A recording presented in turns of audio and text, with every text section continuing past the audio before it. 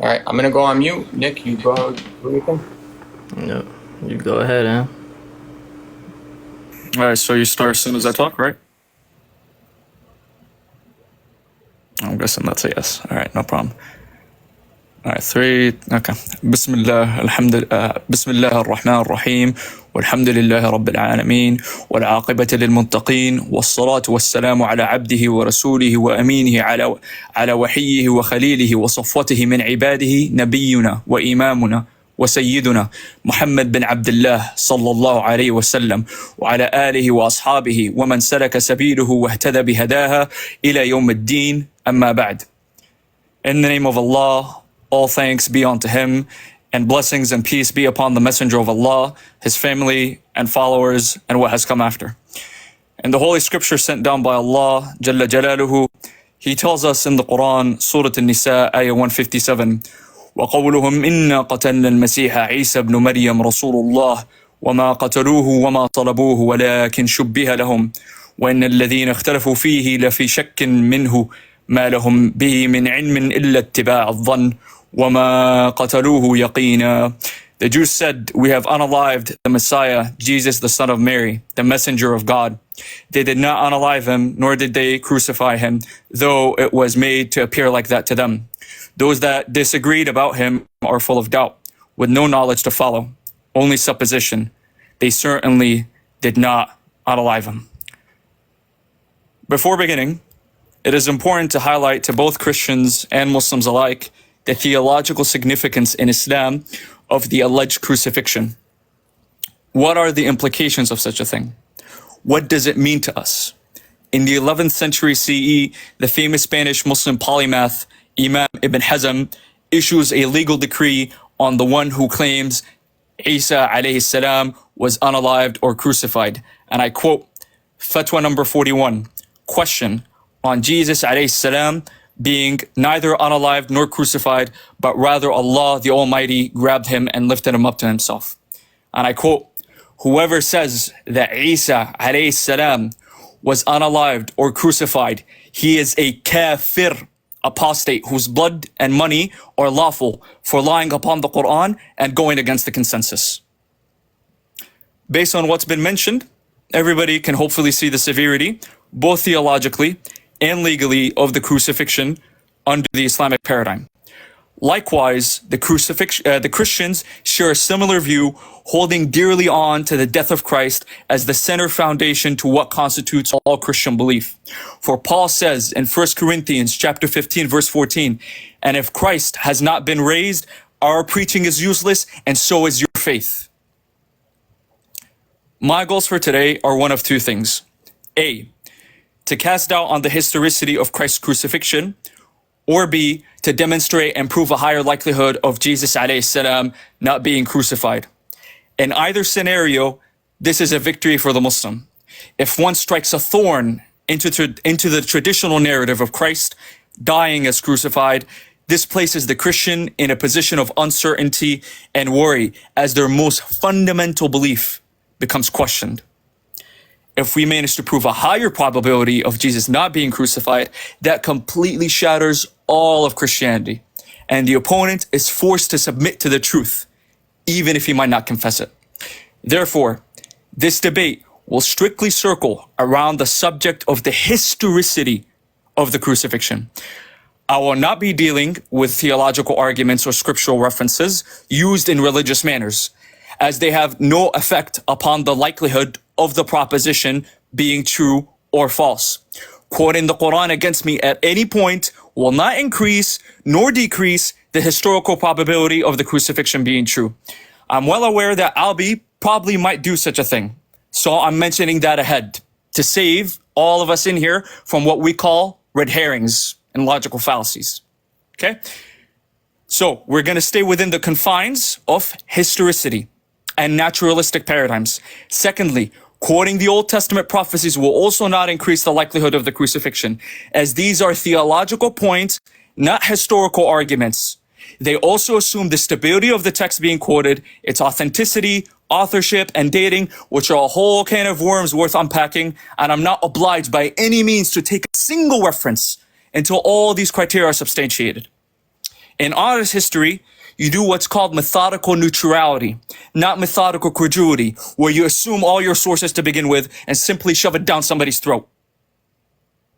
So, hopefully, moving forward, I expect to hear something along the line. I expect to hear something along the lines of historical documents and archaeological findings, not rants on Isaiah 53, Psalms 22, ayats about the Quran, quote unquote, confirming the Bible, or what does the Quran mean by the word mutawaffika.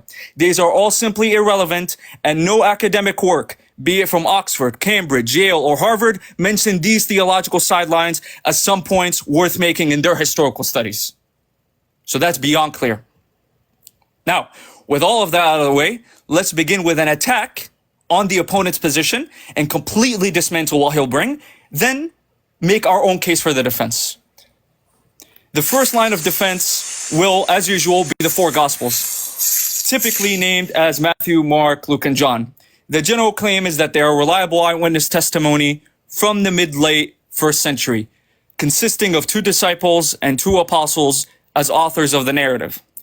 All these evangelical assertions are nothing but the wishful dream the Christian wishes he had as a way to make sense out of this religion. So first, dealing with the question of authorship.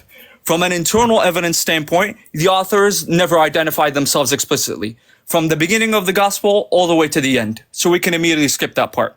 Secondly, based on the external evidence, the first explicit attestation we have of all the 4 Gospels is in Irenaeus of Lyon's book called Against Heresies, which is in the year 185 CE.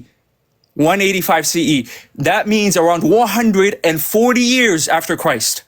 So a century and a half, if not 2 centuries, depending on how you date the work. If he's going to quote me Papias, I'm going to go ahead and refute that in the rebuttal. Because that main quote, not only because of its text alone is problematic, but because it mentions only 2 Gospels, and the earliest quote we have of that is from who? A random person 200 years after Papias, Eusebius of Caesarea. So your earliest quote of Papias, right, is about 300 years after Christ. Because Eusebius said that in his book called Ecclesiastical History, okay, written in 325. And there is no dispute over this as a scholarly consensus regarding the anonymity of the Gospels. So this completely dismantles them being first-hand accounts. All the scholars agree on this. Raymond Brown, who is a Catholic, they agree on it. Dale B. Martin, who's a Catholic, they agree on it. J.K. Elliott, who's a Protestant, they agree on it. Then you have Philip Wesley Comfort, who's a Protestant, hardcore evangelical, might I mention, also who agrees on it. You can keep going on with the names. Hans von Kampenhausen, Wolfgang Speyer. The list goes on and it never ends.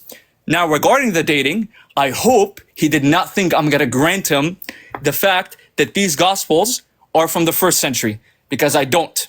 And if you go look at the scholarship in Europe, you would find out that a lot of the scholars post-date it up until the 2nd century.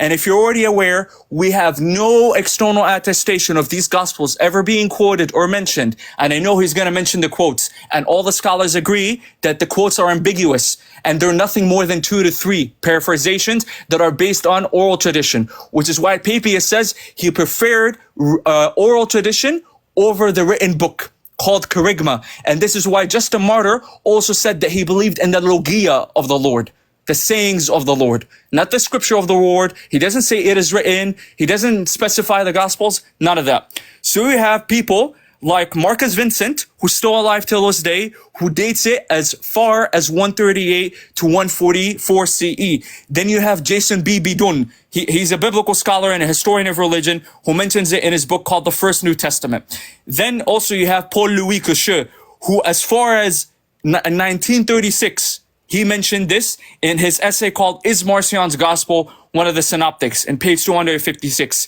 Then you have William R. Farmer, who dates it to 125. Edward Evanson, who dates it to 100. John V.M. Sturdy and Mary Ann Tolbert, who dates it to 80 to 90 CE. So this is a plethora of scholars ranging from the European hemisphere all the way to the Western Anglo-American hemisphere.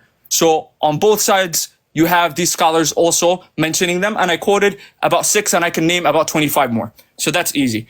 So that's dating and authorship out of the way. So I'll bring the Gospels until you refute all these points. Then, regarding reliability, there is many historical contradictions and problems that weaken the reliability of these Gospels. Most scholars are aware, like Raymond Brown, C.K. Barrett, Woodruff Bultmann, regarding the redaction criticism, which I can elaborate on later. So I'll just ask a few questions so he can rebut and hopefully show how reliable these Gospels are. First question. There is a census regarding a world taxation that happened in the Roman Empire that Luke records. And he says the whole world. And I'll say that's an exaggeration. Fine, we'll grant it's the Byzantine Empire or the Roman Empire only. And he says that the people who had to pay that tax had to go to their ancestors' land from 10 generations back and put their taxes in there. Question. Who in the world records this in the entire face of the earth besides Luke? First question regarding reliability. Second, regarding the Johannine statements of I am the way and the truth of the life. No one can come to the Father before me. I and the Father are one. Before Abraham was I am. All these I am statements. Second question, besides John, who records these Johannine divine sayings? Not Mark, not Luke, not Matthew. So if you want something to be historically reliable, you best believe it better have attestation, better have corroboration, and better be an independent source, and it better be early. Guess what? We don't have any of those four. Then another one. We have a figure by the name of Nicodemus, who's also mentioned in the Gospel of John. Nowhere to be found except for chapter 2 and chapter 19 and chapter 7. Not in any other gospel, not in Paul's writings, not in James, Peter, Titus, or anybody else. So now we can move on from the Gospels all the way to Paul. Regarding Paul now, he is not a first-hand witness. He is a second-hand witness, if you even want to call it that, who some scholars date from 50 up as late as 80 CE, which is going to substantiate the dating of them. Again, I'm not going to grant it. Methodical neutrality, not methodical credulity. Remember what I said at the beginning. So regarding Paul, I'm just going to go with the scholarship. If he wants me to elaborate, no problem. 7 letters of him are deemed authentic, and all the rest of them are typically seen as forged. And there is a nice book that summarizes all the scholarly sayings by the name of Wolfgang Speyer, and the book is called, in 1971, Geschichte der Christlichen Geschichte der Forschung. Okay? So, the history of Christian forgery, in English, 1971. The entire book is just on that. Now, regarding the reliability of Paul himself, if you look at early Jewish Christianity from the writings like the Pseudo-Clementine homilies, which are from the 4th century, that are attributed to Clement of Rome, and you look at the Epistula Petrae, which is attributed to Peter, in there he calls Paul an enemy of God and my enemy, not me, meaning Peter's enemy. And he says that letter to James. And if you also look at the early Christian Jewish community like the Ebionites and the Nazarenes, who also claimed succession from both Peter and James, they also despise Paul. And they say he's an apostate and he left the religion and he is accursed and God forsook him.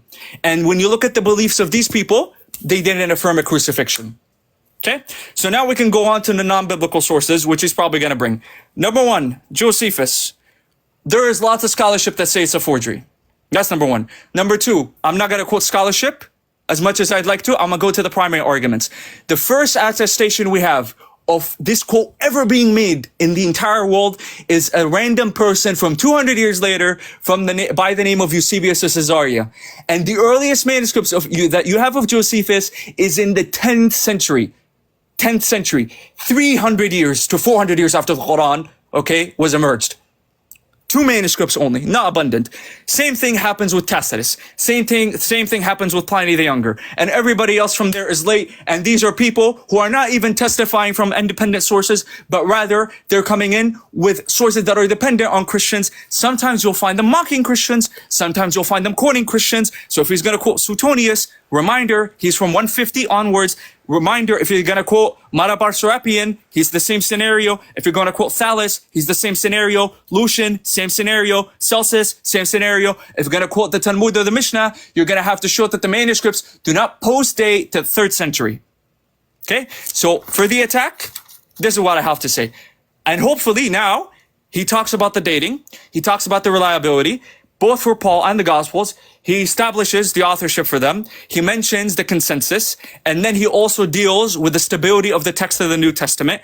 Then he goes ahead and establishes to be a reliable source and solves the 3 historical errors that I brought up. On the second turn, okay, I'll be mentioning in defense. So hopefully no Quran, no New Testament, stay naturalistic, don't shove in presuppositions. I rest my time.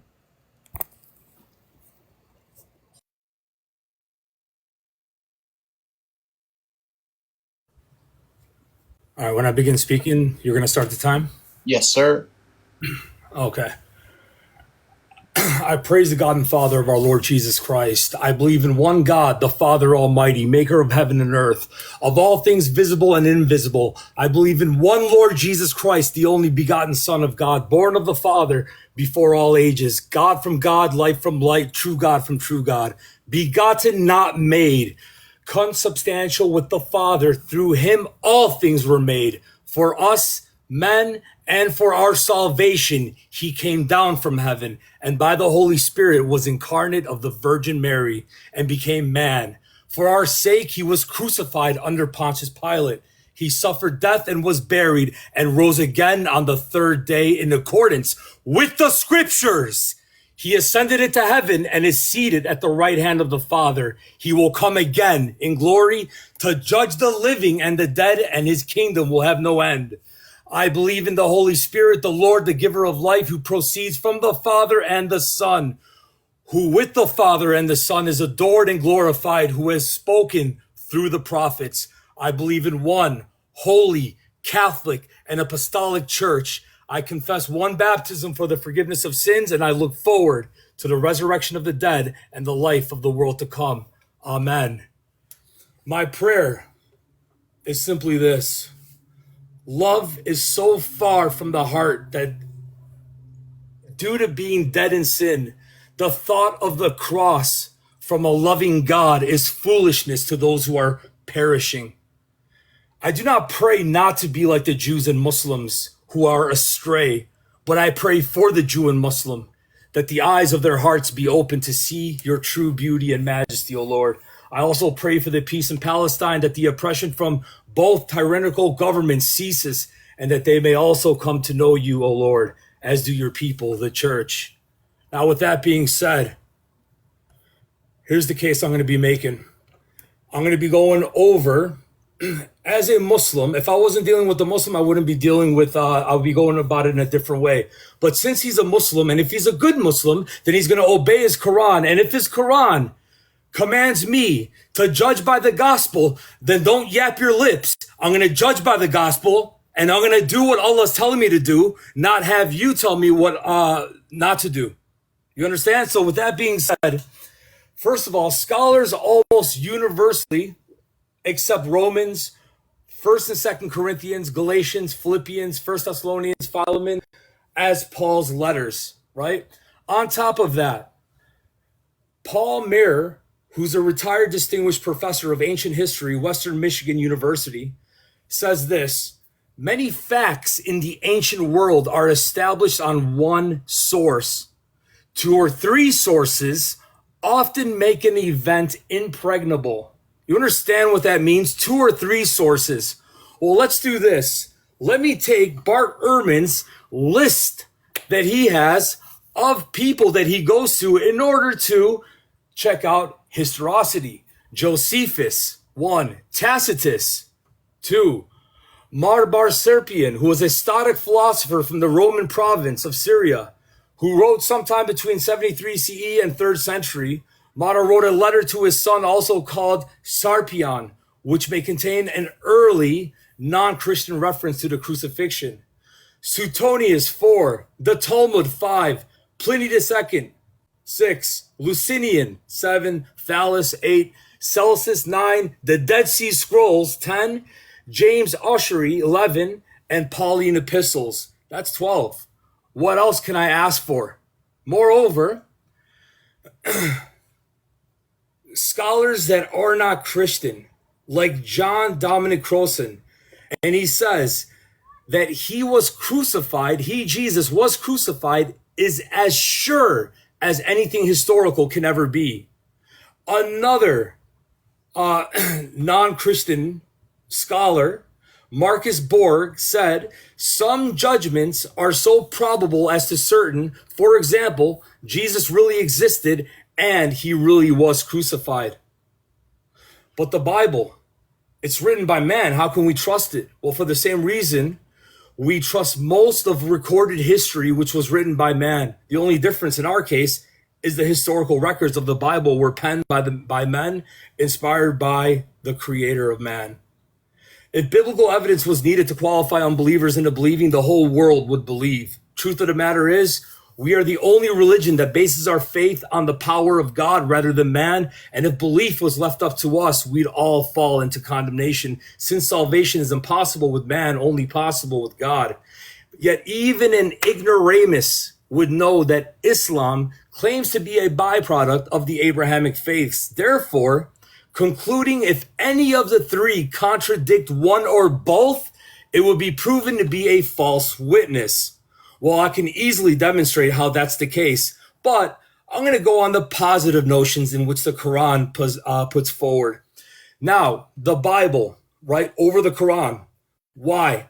The answer is simple, because we have 1,500 years, over 40 biblical authors, all bearing witness to Christ and the manuscript evidence, who were preserved by those who were entrusted with the oracles, namely the Jews.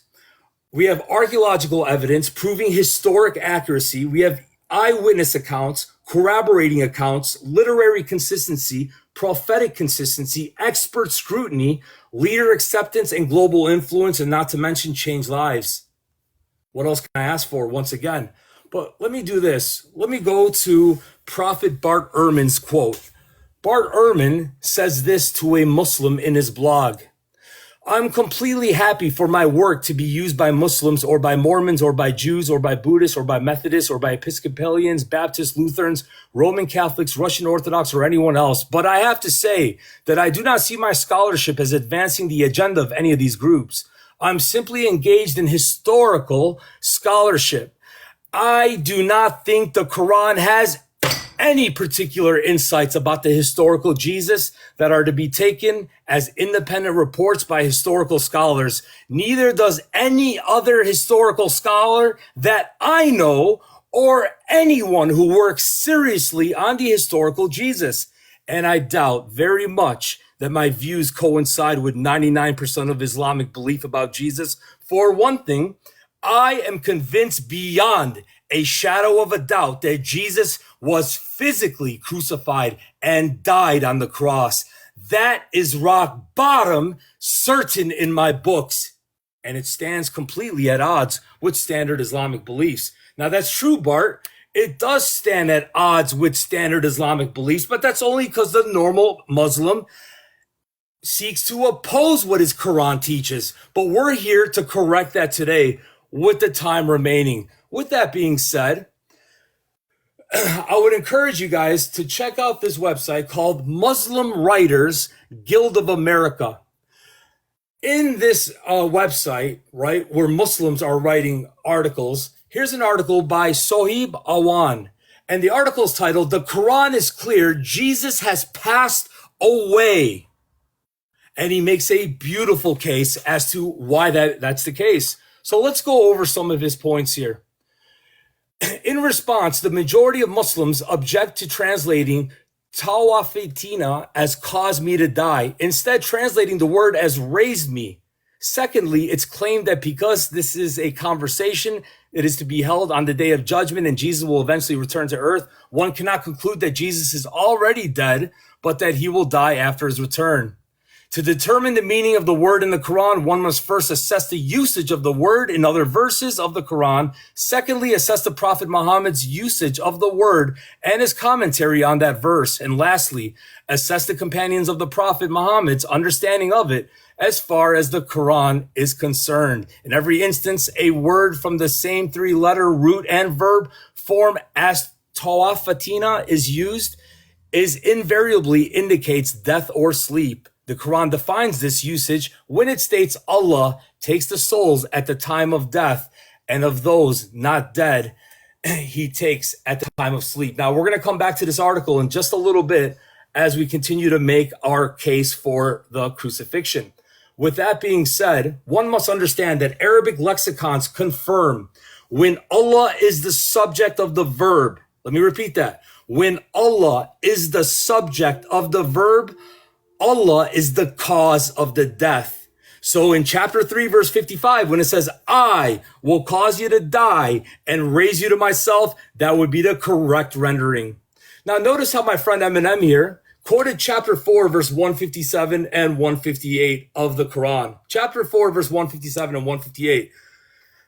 Poor guy couldn't exegete it correctly. Therefore, let me help him. I don't mind. That's what Christians are here for, to help the Muslim and put him in place by the grace of the living God.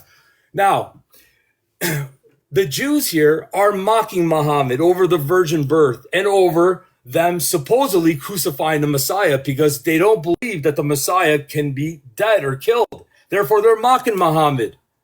So in other words, it appeared to the Jews as though he was crucified. Though you killed him because you thought he was a false Messiah, but no, Allah raised him to himself. Now, the context speaks of the Jews mocking Muhammad, just like I said, insulting Mary by saying she's birthed him illegitimately. And Muhammad was saying Jesus was born of a virgin and that he's the Messiah. The Jews mocked him by saying that, how can he be the Messiah when we killed him? If he's the Messiah, how can we kill him, in other words? Right? Well, that's the point. It's interesting because Allah uses similar language in regards to the Muslims fighting pagans, where in chapter 8, verse 17 of the Quran, there were about 313 Muslims and 1,000 pagans. And it says, you did not kill them, Allah killed them. But no Muslim would deny that Muslims didn't kill the pagans. What's being said here is if it wasn't Allah's will to have the pagans dead, they would have never died. Well, the same language is used in chapter 4, verse 157, in which my friend here dropped the ball in butchering the context. Therefore, let me help him out. As I paraphrase, this is the context. You Jews did not kill him for the reason you thought. It was only made to appear to you. Allah wanted him to die by your hands, but not because he's a false Messiah. And the fact that he didn't die for the reason you thought is proven by Allah raising him to himself and therefore vindicating him. Now, with that being said, going to the Quran, here's a huge issue that our friend here is going to have.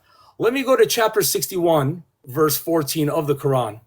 In chapter 61, give me 1 second as I scroll over there. Chapter 61, verse 14. Here's what it says. O believers, stand up for Allah. As Jesus, son of Mary, asked the disciples, who will stand up with me for Allah? The disciples replied, we will stand up for Allah. Then a group from the children of Israel believed, while another disbelieved. We then supported the believers against their enemies, so they prevailed. Wait a minute. Chapter 61, verse 14 says that Allah supported the believers of the children of Israel over the non-believers? That's interesting, because if that's the true case, then we should have writings from the first century in order to see what they were teaching. And guess what, guys? We do. One of the famous apostles, Islam's favorite, or Muslims' favorite apostle, Paul, who's recognized by Muslims and scholars all around the tafsirs, all over the place. He was a leading proponent in bringing about the Gospels. He's the first century source. Now, if they want to throw Paul under the bus, then they got to say that Paul overpowered Jesus. Paul overpowered Allah, and therefore Paul's gospel went out, and Allah truly did not support the believers over the unbelievers, which would then falsify the Quran and therefore render it useless. Nonetheless, continuing on, in chapter 3, verse 55 of the Quran, notice the believers will have the upper hand over the disbelievers. Well, here's chapter 3, verse 55. Let me go there. Got about a minute left. And chapter 3, verse 55 says the following. Remember what Allah said, O Jesus, I will take you and raise you to myself. I will take you. No. Oh, Jesus, I will cause you to die and raise you to myself. What does it mean? I will take you and raise you to myself. That makes no sense. I will cause you to die and raise you to myself. I will deliver you from those who disbelieve and elevate your followers above the disbelievers until the day of judgment. Then to me you will all return, and I will settle all your disputes. Now, with the remaining time left, let me do this. Let me go to Luke chapter 23, verse 34. Then Jesus said, Father, forgive them, for they do not know what they do. Sahih al-Bukhari, Hadith 6929. As if, narrated Abdullah, as if I am looking at the Prophet while he was speaking about one of the prophets whose people was beaten and wounded him. He was wiping the blood off his face and saying, Oh Lord, forgive my people as they do not know. Boom. All right. 10 minutes, right? Yeah. How the heck do I do this? Okay, 10 minutes. All right, Eminem, your time starts in 3, 2, 1, go. I hate to break it to you, but did you know Father, do not forgive them, for they do not know is a forgery? It's not in the early manuscripts.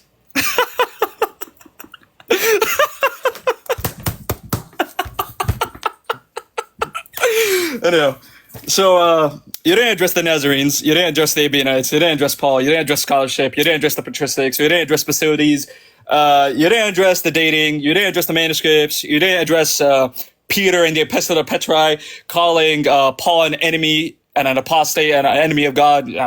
And this is the first time, by the way, I see you doing a lot of hymns and hymns, and you don't have your camera turned on, and that's kind of interesting.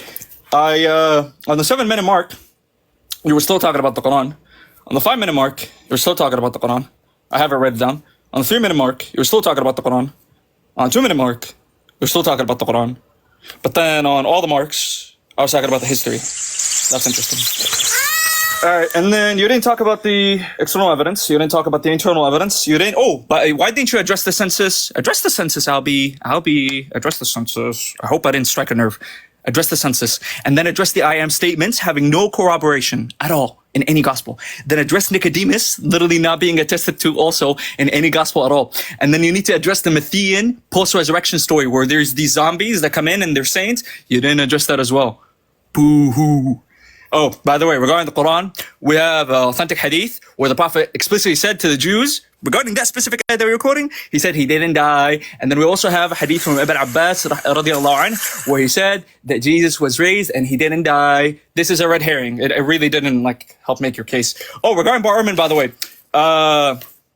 he has a book called Did Jesus Exist? But of course you don't know what that is. And you mentioned he quoted lots of sources, blah, blah, blah, blah. The same book that you probably don't know about, he says these sources are useless. But you don't know that, right? And then your own Christian buddies, Michael Lacona, who's a boy favorite of Sheikh Bar Ehrman, oh boy, he says also in his book called The Resurrection and New Historiographical Approach, you go to his section on extra biblical sources, he says what? Take a wild guess. Take a wild guess, buckaroo. Useless. Nothing. Nada. But you don't know that. Oh, you didn't address the authorship. You didn't address the source criticism. You didn't address the textual criticism.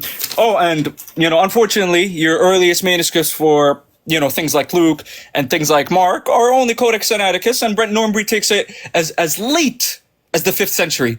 So your earliest copy of your so beloved documents, are 400 years later. So good luck with that. All right, now, I promised that I would start a defense. So I'm going to go through a list of documents, and I want you guys to compare his own little, teeny-weeny evidence where his own gospels, Matthew and Luke, depend on Mark. Yeah, by consensus, this is known as the synoptic problem, the two-source hypothesis, if people want to look it up, okay?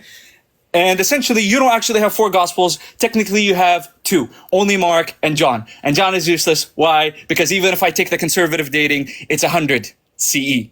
Womp womp. And then if I go also with the conservative dating of Mark, womp womp, not a first-hand witness. And then Matthew and Luke depend on Mark, making them dependent sources, so they're not really corroborating anything except just themselves. All right, first source, Q, 35 to 50 CE. These are better than all your stuff. silent on the passion narrative, aka crucifixion and resurrection. You have Galatians, where I can quote you some biblical scholars, hopefully asking the Q&A. In Galatians chapter 3, verse 1, where he says, "O foolish Galatians, why has bewitched you?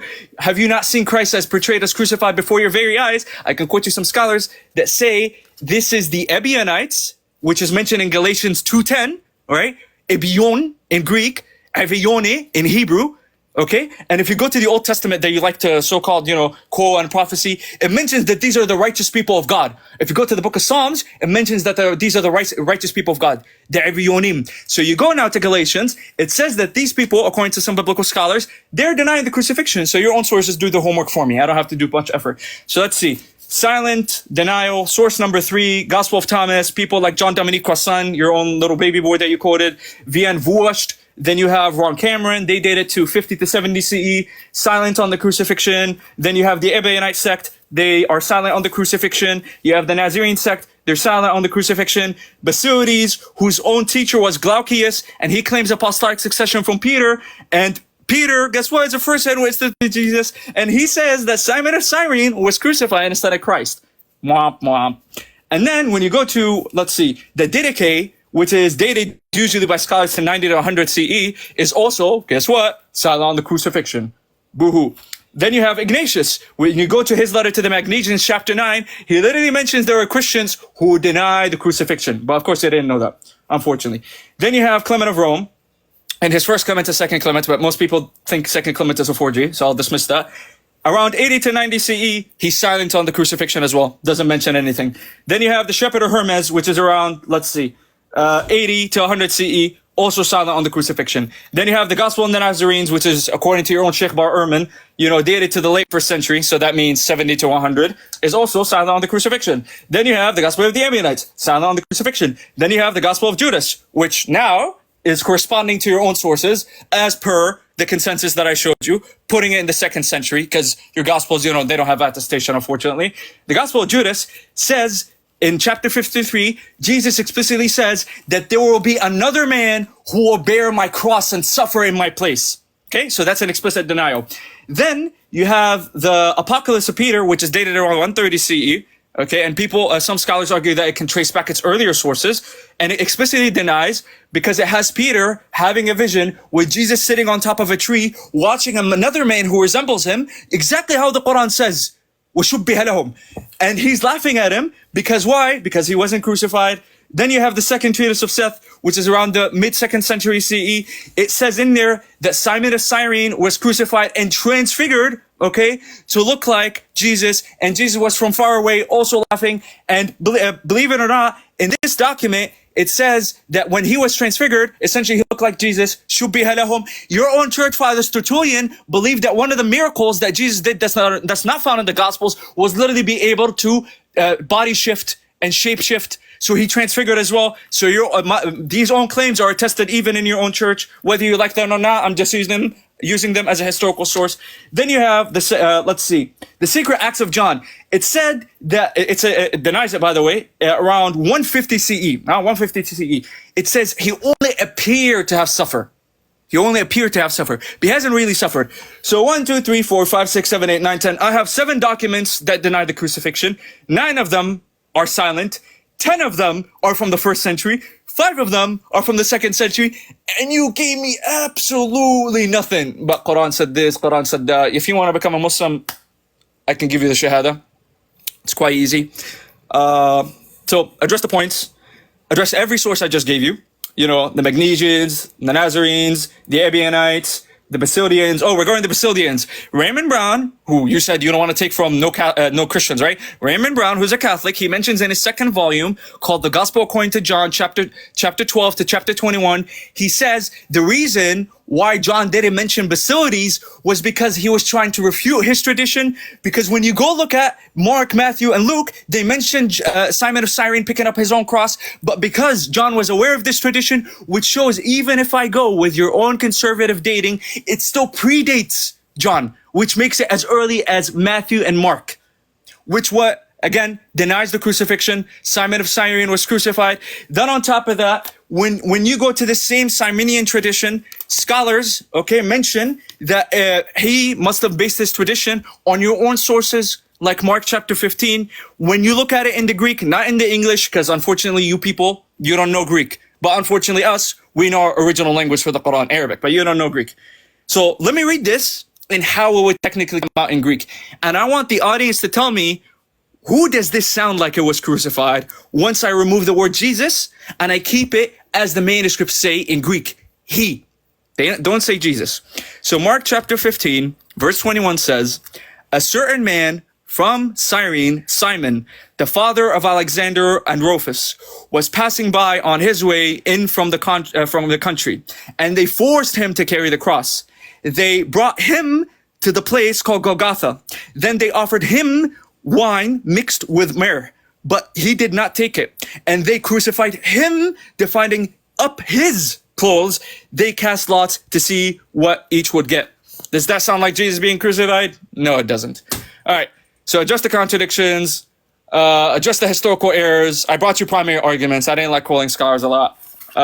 Stop yapping about, this tafsir, that tafsir. And then please just confess that Pliny the Younger and all these sources are 2nd century onwards. Time. All right. Next is 7-minute rebuttals. Or no, Albee, you have 10. I'm sorry. Right. Okay. 1 second. All right. When you start speaking. All right. So number one, he says, I didn't address this, I didn't address that. Well, my friend, I was in my opening statement. That's how debates, number one, work. Number two, you said if I wanted to take my shahada, you'd help me take my shahada. But how can that be? In order for me to take my shahada, I would have to bear witness that Allah is the only God and Muhammad is his final messenger. How can I bear witness to that? For me to bear witness would mean what? For me to be there. See, this is the problem that Muslims have. They conflate what it means to bear witness. They conflate what it means to, actually walk the walk. In other words, if you bear witness, you're there as an eyewitness, something that Muslims have a problem with. Nonetheless, getting back to the topic. Now, regarding scholarly resources, right? Number one, we're going to talk about the archaeology, right? Luke is known as one of the greatest historians, right? And this is not given by me. This is given by a man named Sir William Ramsay, considered the world's greatest archaeologist. He believed that the New Testament, particularly the book of Luke and Acts, were 2nd century forgeries, just like our friend here does. He spent 30 years in Asia Minor seeking to dig up enough evidence to prove that Luke and Acts was nothing more than a lie. At the conclusion of his long journey, however, he was compelled to admit that the New Testament was a 1st century compilation and that the Bible is historically reliable. This fact led to his conversion and embracing of the very faith he once believed to be a hoax. Dr. Ramsay stated, Luke is a historian of the first rank. Not merely are his statements of fact trustworthy, right? Ramsay further said Luke is unsurpassed in respects of his trustworthiness. Other skeptics who have conceded the Bible's historical accuracy included the renowned Jewish archaeologist Nelson Glueck. It may be stated categorically that no archaeological discovery has ever controverted a biblical reference, and the almost incredibly accurate historical memory of the Bible, and particularly so when it is fortified by archaeological facts. Now, this is very significant, right? Why? Because he totally denies the inspiration of Scripture. And yet, Earl Radmacher, former president of Western Conservative Baptist Seminary, notes, I listened to him, Glueck, when he was at Temple Emmanuel in Dallas, and he got rather red in the face and said, I've been accused of teaching the verbal plenary of inspiration of the Scripture. I want it to be understood that I have never taught this. All I have ever said is that in all my archaeological investigation, I have never found one artifact of antiquity that contradicts any statement of the Word of God. Boom. My challenge to the opponent, find me one archaeological discovery that contradicts the narrative of the Bible. Find me one. You won't be able to do it. Keep looking. Number two, before I continue on, M here decided to give us a whole bunch of 2nd century, 3rd century Gnostic sources in which, genius, of course they're going to deny the crucifixion of Christ because they're Gnostics. However, what Eminem fails to do is that he hasn't read the context in which these Gnostics actually believe that Jesus was Yahweh. Eminem, what happened? Why are you quoting Gnostic Gospels in which they believe he's Yahweh and cannot partake in flesh? That's okay. That's an error on your part. No problem. What else is new? With that being said, he said none of the synoptic Gospels follow in John's protocol in which the I am statements are rendered. This again shows Eminem's ignorance, right? This is why he needs to go sit at the feet of a Christian, listen and not talk, learn and take notes, and then come and bring up your arguments because now you're about to get refuted again. He said no I am statements without predication in the synoptic Gospels. Well, genius. Let's go to, starting with Mark chapter 6, and we're going to see, while Jesus is walking on the sea, what does he say? For they all saw him and were troubled, but immediately he talked with them and said to them, be of good cheer. It is I. Do not be afraid. Well, guess what that word in the Greek is? It is I. Guess what it is? I can't read Greek. I'm Assyrian, but hey, I can guess. It's ego and me with no predication. Be of good cheer. Ego and me. Do not be afraid. Well, that's Mark. What about Matthew? Let's go to Matthew chapter 14. All right, we're going to read 27 where it says, but immediately Jesus spoke to them saying, be of good cheer. It is I. Do not be afraid. But wait, what does he say there? Be of good cheer. I am. Do not be afraid. Wow. Well, what about Luke? Hold up, man. Can't forget about Luke, right?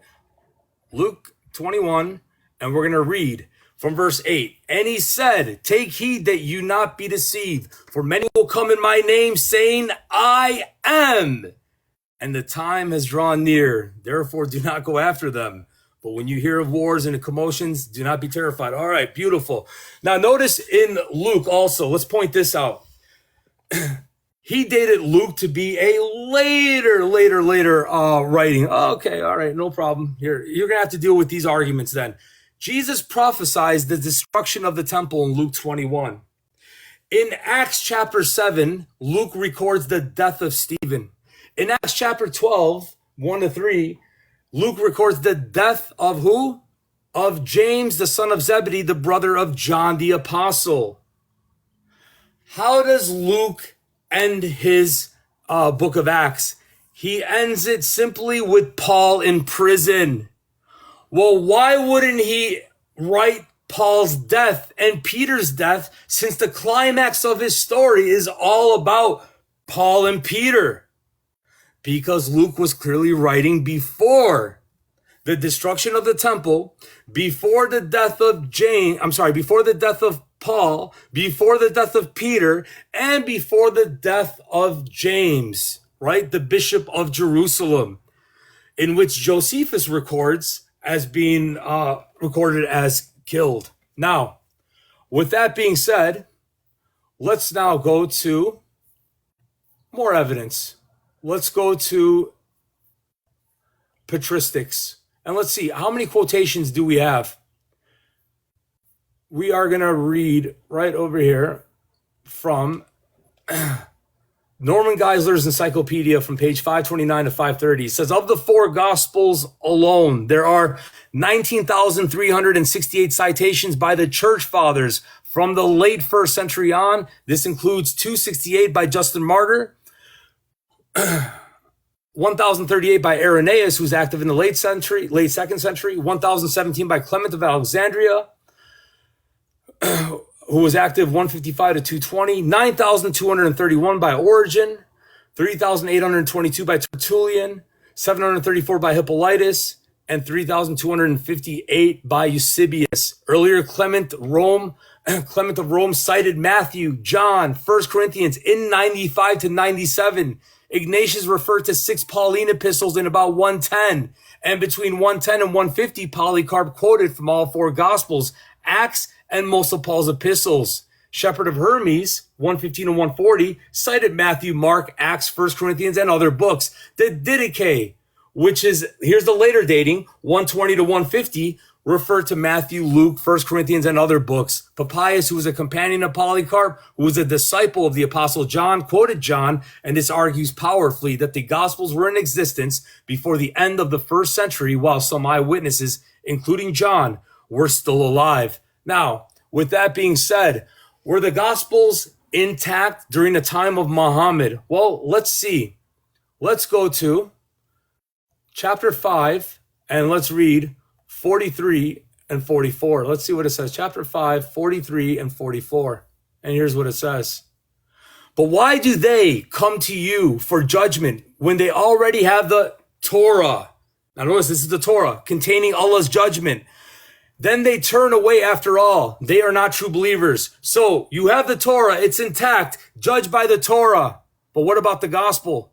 Let's read verse 47. And it says, so let the people of the gospel judge by what Allah has revealed in it. And those who do not judge by what Allah has revealed are truly the rebellious. But wait a minute. Eminem is telling me not to judge by it. It's a bad Muslim. All right, 7-minute rebuttals. You ready? Well, just one moment, like 10 seconds. Okay. Guys, let's go. I told you guys. Double up the likes. The gifts. 3, 2, 1, go. I want to like a moment of quietness, a moment of silence for the nail in the coffin for this man, literally. Okay, despite the irony of the title. You quoted Norman Geisler. How much of like a fool does somebody have to be to quote Norman Geisler? Are you joking? Like, I don't know how much like you got going on in your brain. Maybe you're distracted, worry about taxes or something. Norman Geisler is not a textual critic. Norman Geisler is a philosopher apologist. He's not a New Testament scholar. He's not a source critic. He's not a synoptic problem specialist. Why are you quoting Norman Geisler? Quote some big boys. You know, like the ones I'm going to mention, who are actually, you know, specialists in the field. Vincent Taylor says, until about AD 150, the quotations are of little value for textual purposes, so you can't really establish, you know, their existence. Frederick George Kenyon says, quotations from the New Testament are found in the earliest writers of the sub-apostolic age, but they are so scanty, but you made them out to be so much, right? As to be of little service for our present purpose in here. A.T. Robertson, who is a Catholic, he says, little help is gained from the Greek apostolic fathers for the text of the New Testament. Your boy, Brutes Metzger, says the apostolic fathers rarely make express citations from the New Testament writings. That's like, what, 4 scholars? And then we have William L. Peterson. He says, it is clear that the vast majority of the passages in the apostolic fathers from which one can find likely parallels in the New Testament have deviations from our present critically reconstructed New Testament text. I don't know if you want to bite the bullet on that. It must be emphasized that the vast majority of these deviations are not minor, but major. Okay? Then you have Caspar René Guéry, who is also an evangelical, and he makes the same concession. Then there was an entire study conducted way before your poppy Norman Geisler in 1905, okay, by the Oxford Society of Historical Theology. It's called The New Testament and the Apostolic Fathers. Guess how many quotations they found? If you grant everything, they found out that there is only 8% of the entire New Testament quoted. And out of that 8%, how many of them were they so sure? 0.02%. But you didn't know that, of course. I don't know why you abandoned Josephus as soon as like I took a dunk on him, you know, because his manuscripts are so late. I don't know why you didn't address the fact that your own patristics, like Eusebius, right, is the first person on the whole face of the earth to quote it.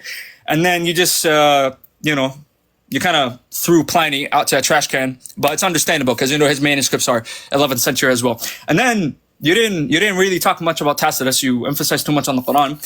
And then you said, oh, but they're Gnostic. That sounds like a genetic fallacy. That sounds like presupposing my theology.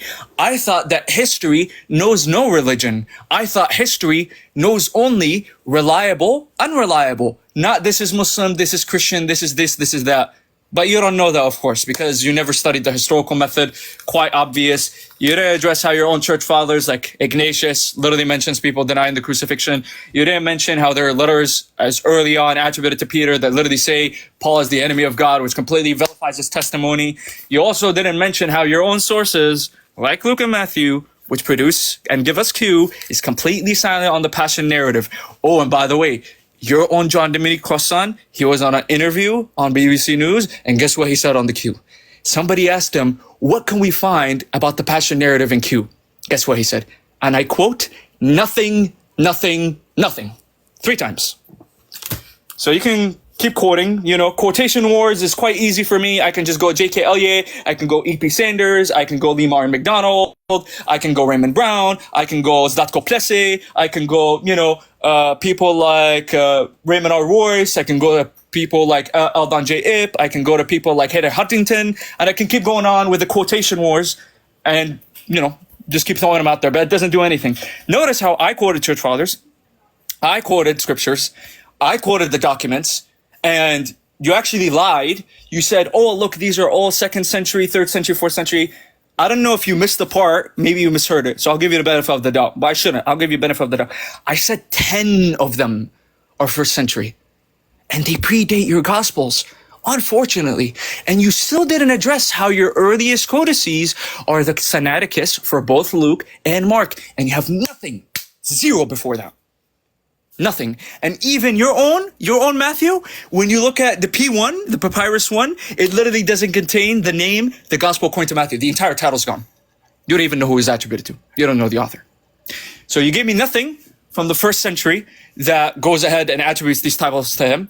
And you kind of almost conceded that Irenaeus was the first one by just ignoring. So your earliest source for, the Gospels existing is some Joe Schmo from the year 185. You have nothing before that. All you're doing is you're doing presuppositions. You quoted for me the book of Acts as if I grant you that. Sir, you didn't grant me anything. I had to substantiate it from the ground up. Why should I be a suck-up loser to do the same thing? Grow up, bro. And then what? What do we got? I am. Yeah, the I am statements. That was so laughable. I was laughing behind the mic. I said I am statements that are Johannine. I didn't say I am hidden. I am scared. I am going to the bathroom. I'm talking about I am device statements, but maybe you didn't get the context. So you quoted me. I am here. Oh, what a wonder. I couldn't use my eyes and see that. I don't know what much to go into. I really don't know. You're not addressing anything. No authorship, no dating. You still didn't address the reliability regarding the census because you have absolutely no response. Nothing. You have absolutely no response for Nicodemus not existing in any gospel. You have absolutely no response for the post-resurrection Matthean narrative for the saints. You have absolutely nothing. And you still didn't address Simon of Cyrene. When I read the Greek out from Mark 15, verse 21, our words, you still didn't address how, if you read it naturally, Simon of Cyrene would be the one crucified. And all you did was you gish-galloped. You said, these are Gnostic. You didn't show me how they're reliable. Like hell for heck. Look, your own Gospel of John is Gnostic. You have people like Gaius, who was a bishop from the year 150. He threw it out. Guess why? Because it was Gnostic. You have the Council of Laodicea, which was in 265. They threw it out and spit on it. You know why? Because it was Gnostic. You have the Alogai sect of Christianity. They also threw it out. You know why? Because it was Gnostic. Use your brain. Time. All right, Albee, your 7-minute rebuttal. All right. So all I heard here was a bunch of crying. He has yet to deal with the arguments that I brought forward. And again, the genius didn't hear me, so come over here so I can circumcise your ears so you can hear. When I said an I am statement without predication, that's exactly what I gave you in Mark, in Luke, and in Matthew, genius. Do you know the difference between predicate and non-predicate? A predication would be, I am the bread of life. Jesus gives I am statements without predication in the synoptic gospels, which follow along with what we see in John and what we see in the Septuagint in Isaiah and Deuteronomy 32, 39. So again, listen and then argue. But you have yet to argue. But with that being said, I'm curious because while this guy is saying that the gospels are this, the gospels are not, I'm not going to grant you. Well, who are you to grant something? You're nobody to grant something. We'll let scholarship grant. But for that, putting that aside, let's let the Quran grant. Why does the Quran plagiarize the Bible like no other? For example, in Surah 48, Ayah 29, let's go there. Here we go. Surah 48, Ayah 29, and let's see what it says here. Surah 48, Ayah 29. Beautiful. Now, I'm in Quran.com, and let's see what we're going to do here. And it says, and I'm going to read from, matter of fact, let me do this. Let's give you guys, I want you guys to see this. Right here, let's see. What does the Quran do over here? If I were to highlight, right, this is Surah 48, Ayah 29. And if I was to highlight this parable right here, what are they going to say?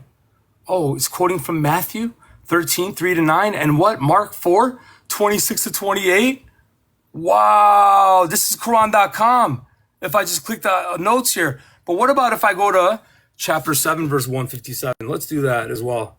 Chapter 7, verse 157 of the Quran. Here we go. I'm showing my face because he was interested in seeing my face. So I don't know how that rolls, but Chapter 7, verse 157. Let's go there. And what are we gonna find here if we click on the link? Here we go. Here's some major problems that our friend's gonna have here, right? Unlike him, I'm not gonna abandon the Quran. I'm gonna be a good Christian and judge by it as the Quran tells me to, despite what the rebellious say. Chapter 7, verse 157. Here we go. Beautiful. Here we go. Chapter 7, verse 157. Where are they quoting from? John 14, 16. These are notes. Not to mention, right? He wanted me to talk about, let's see how much time I got left. All right. Let's talk about some more historical references here. All right. Let's talk about external evidence real quick, where it says the following. Okay. We're going to go to archaeology. Leading New Testament archaeologist John McRae was interviewed by atheist turned Christian Lee Strobel regarding the archaeological evidence for the NT. After dealing with the evidence for Luke's accuracy, Strobel asked McRae about the evidence supporting John's gospel. Archaeology may support the credibility of Luke, but he isn't the only author of the New Testament. I wondered what scientists would have to say about John, whose gospel was sometimes considered suspect because he talked about locations that couldn't be verified. Some scholars charge that since he failed to get these basic details straight, John must not have been close to the events of Jesus' life. That conclusion, however, has been turned upside down in recent years. There have been several discoveries that have shown John to be very accurate. McRae pointed out, for example, John 5, 1-15, records how Jesus healed an invalid by the pool of Bethsaida.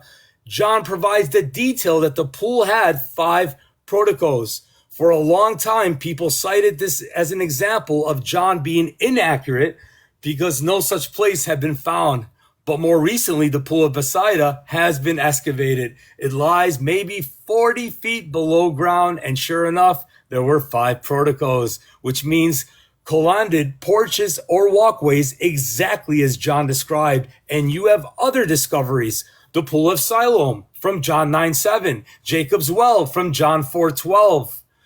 The probable location of the stone pavement near Jaffa Gate where Jesus appeared before Pilate, even Pilate's own identity all of which have sent historical credibility to John's gospel. So this challenges the allegation that the Gospel of John was written so long after Jesus that it can't possibly be accurate. I said, most definitely, he replied. Finally, John Elder states emphatically, nowhere has archaeological evidence refuted the Bible as history, right?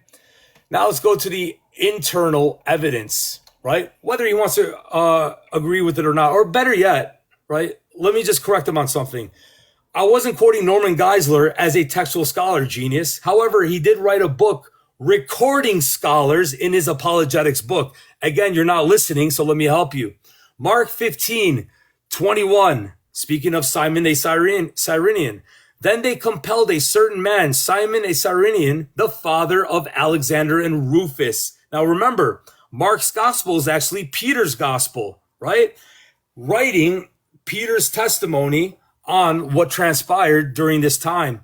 Now, why mention Simon as the father of Alexander and Rufus? Where does that come from? And how do we deal with this?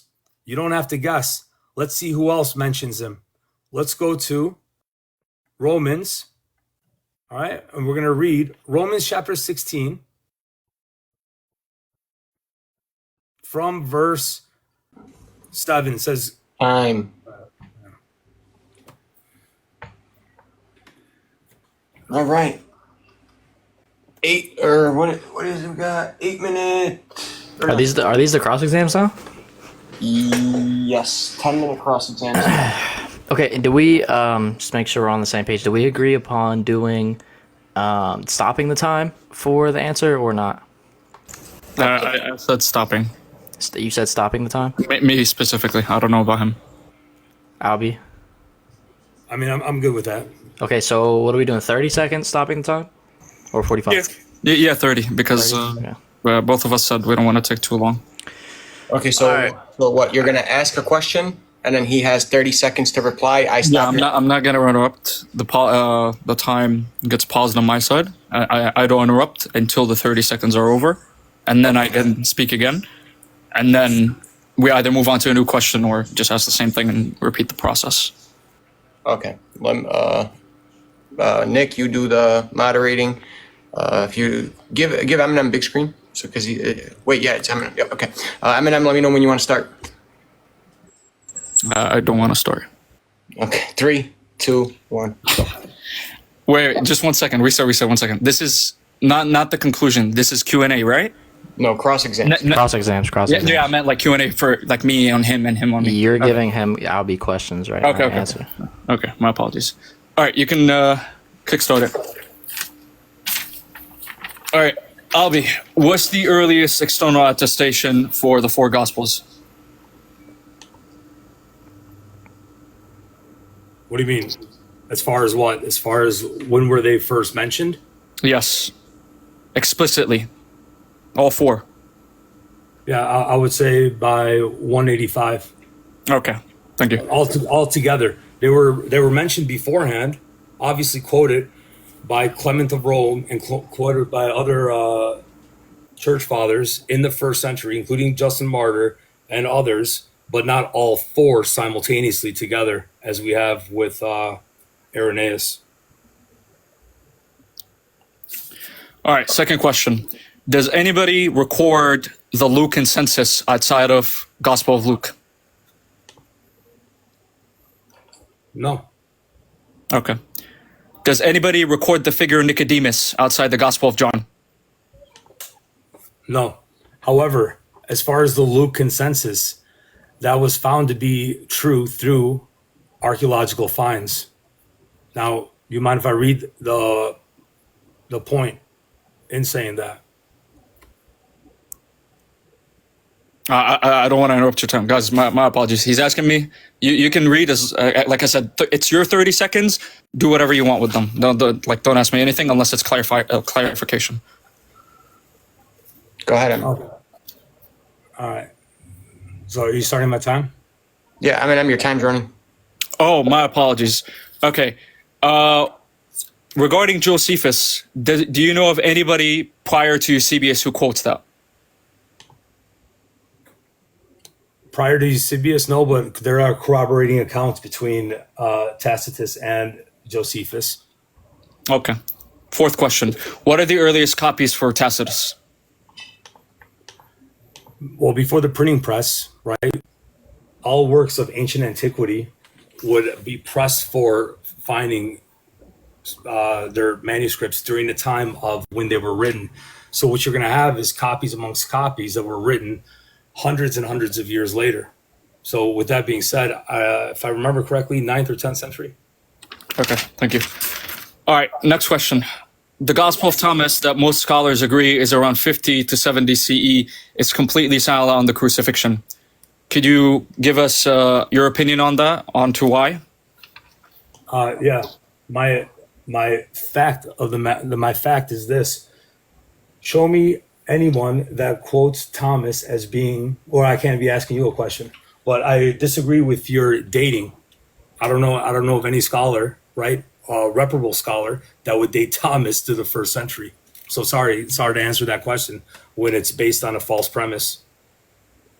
Okay, just real quick, it was John Dominic Croissant, like I mentioned before, and Ron Cameron. All right, let's see. Who's that to me? Sorry, I don't know. you can ask me that later. Okay, fifth question. In Mark 15, chapter 21, when you take out the word Jesus, which is in English, and you put he, as the Greek says, what would you naturally assume? That Jesus was crucified or Simon of Cyrene? Okay, so Mark 15:21, right? It's interesting because Mark mentions Alexander and Rufus and presumes that his audience would have known who these gentlemen were. So in Mark 15:21, when you read that, it says, a certain man from Cyrene, Simon, the father of Alexander and Rufus, was passing by on his way from the country, and they forced him to carry the cross. Now, church tradition indicates that Mark composed this gospel in Rome. And interestingly, Paul, in his letter to the Romans, dated approximately AD 57, mentions a person named Rufus in Romans chapter 16, verse 13. That's time. I don't mean to interrupt, but that's time. All right, that didn't really answer it, in my opinion. Sixth question. Mark and Matthew and Luke say that Jesus was arrested on the day of the Passover, while John says it was on preparation day. Which one was it? The feast of the Passover was a 7-day feast. I'm asking if it's on the day of the Passover or preparation day. Okay, so again, it was a 7-day feast. That's not answering the question. So their timings, right, are dating to different timelines, not because they're contradictory, but because it's a 7-day feast in which they would keep the Passover. Matter of fact, all feast days were celebrated for 7 days. Okay, let me make this a little bit more precise. Mark and Matthew and Luke say that Jesus was arrested on the 15th day of Nisan, according to most scholars, and John, the 14th on Nisan. Which one is it? Once again, show me where that's a question. Show me where that's the case. I'm not granting the fact that he was arrested or where there's contradictory references to when he was arrested. Again, the only thing you're proving by trying to show contradiction is simply throwing your Quran under the bus. That's all you're doing, because the Quran states and proves, right, beyond reasonable doubt, that we are to judge by the scriptures. And the question is, what scriptures are we judged by? Sorry, that's like very loud. Yeah, please reserve the gifts for after the cross. So, let's see. All right, so according to Mark, Matthew, and Luke, they preserve the Simon of Cyrene tradition in which he picks up his cross and takes it, while John completely deletes the story. In Matthew, Mark, and Luke, they keep the story where Jesus prays in the Garden of Gethsemane. In John, he takes it out as well. In Matthew, Mark, and Luke, okay, it talks about him being arrested, and Pontius Pilate goes ahead and says that he is free. In John, that story is taken out. So 3 stories are taken out and 3 stories are preserved. Can you explain to us why? So that's a false equivocation, right? Just because something's left out does not mean that it wasn't there to begin with. It's giving a different narrative from the perspective of the authors. Just because somebody doesn't add in a story doesn't mean that the story wasn't there. That's basic logic. Okay. That's your answer? Okay, no problem. I'm gonna try to ask again. You saying it's logically possible that it doesn't necessarily follow doesn't mean X. We're not talking logic, we're talking history, and history works with probability. So let's try again. Why is it that 3 gospels, which happen to be the synoptic, so they symbolize each other, they mention all these stories, and coincidentally John on 3 counts, and I can give you 10 more, on 3 counts takes out story number 1, story number 2, story number 3. Coincidentally, on all of these 3 consecutively, exactly where the Gospels match, he takes it out. Why? Saying it's logically possible doesn't mean it is the case. Can you explain to us why? Absolutely. Is there a contradiction? No, there isn't a contradiction. So what's the problem? If he wants, for example, we have the wedding at Cana in John chapter 2. Why doesn't Matthew mention it or Luke mention it? I mean, it makes no sense. Again, it's a logical fallacy. Okay, you can call it a logical fallacy. We're just arguing from probability. I mean, Okay, it's I mentioned to you. It is logical. I mentioned to you 10 documents from the 1st century, which there is typically no dispute about, Prove it. and multiple. I don't need to prove it. I already did that in my rebuttal. Don't ask me questions. I named 10 documents from the 1st century, 5 of them from the 2nd century, making that 15 sources, and I have about 7 documents explicitly denying the crucifixion. 9 of them being silent on the crucifixion. Can you tell me, from a historical probabilistic perspective, how much weight that holds, according to most historians?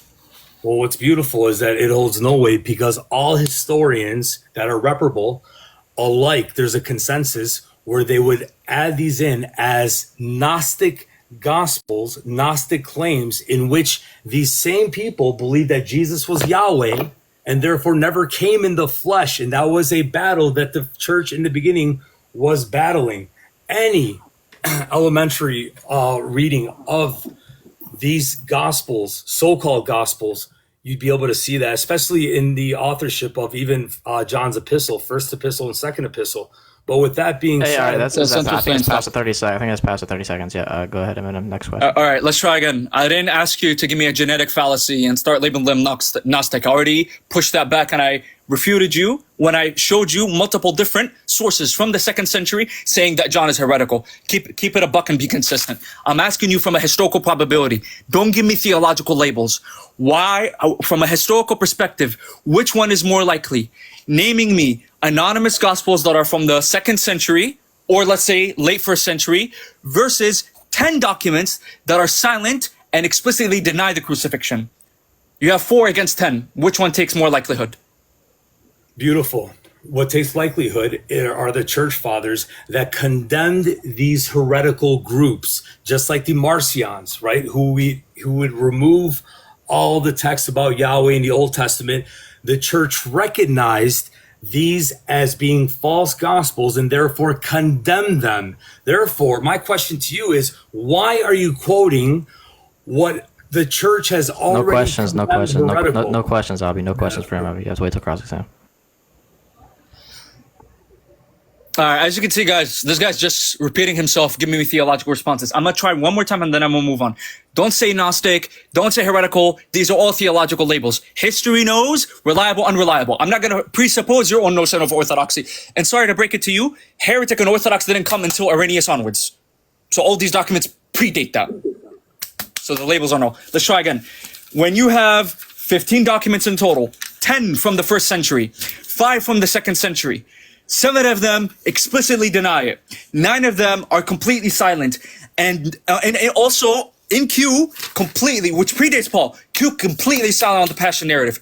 Which one takes more, pay attention, which one takes more historical precedence? The church has determined, right, these as being heretical, therefore condemning them. Even historians recognize this. My question is, why don't you? Even though I shouldn't be asking questions. The church has recognized what belongs, what doesn't belong, and it's been preserved. And that's why we have the letters of Paul being preserved. That's why we have a consensus on actual historians across the board. That quote from Paul's letters and even the Gospels. 30 seconds up, 30 seconds up, 30 seconds up. Go ahead, Em. Okay, sorry, my bad. All right, let's try again. Why does Ignatius, in his letter to the Magnesians, chapter 9, explicitly mention that there are Christians who deny the crucifixion?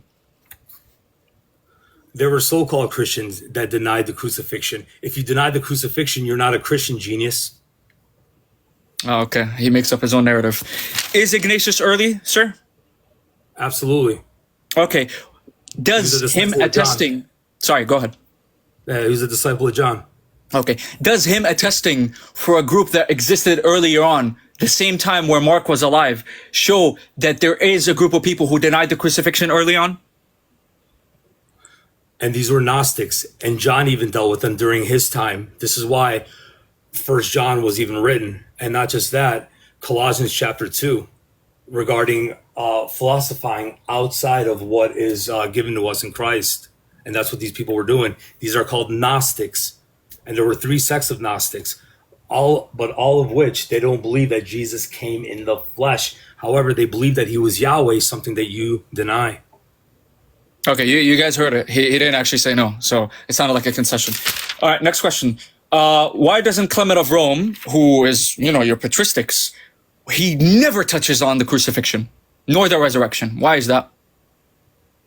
Well, I highly doubt that. So I'll have to look that up. But let me do that right now.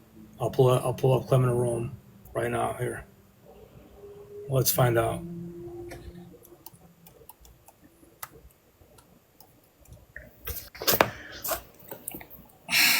And then when it hits 30 seconds, you can choose allow it to keep going, to let them look it up, or to move on.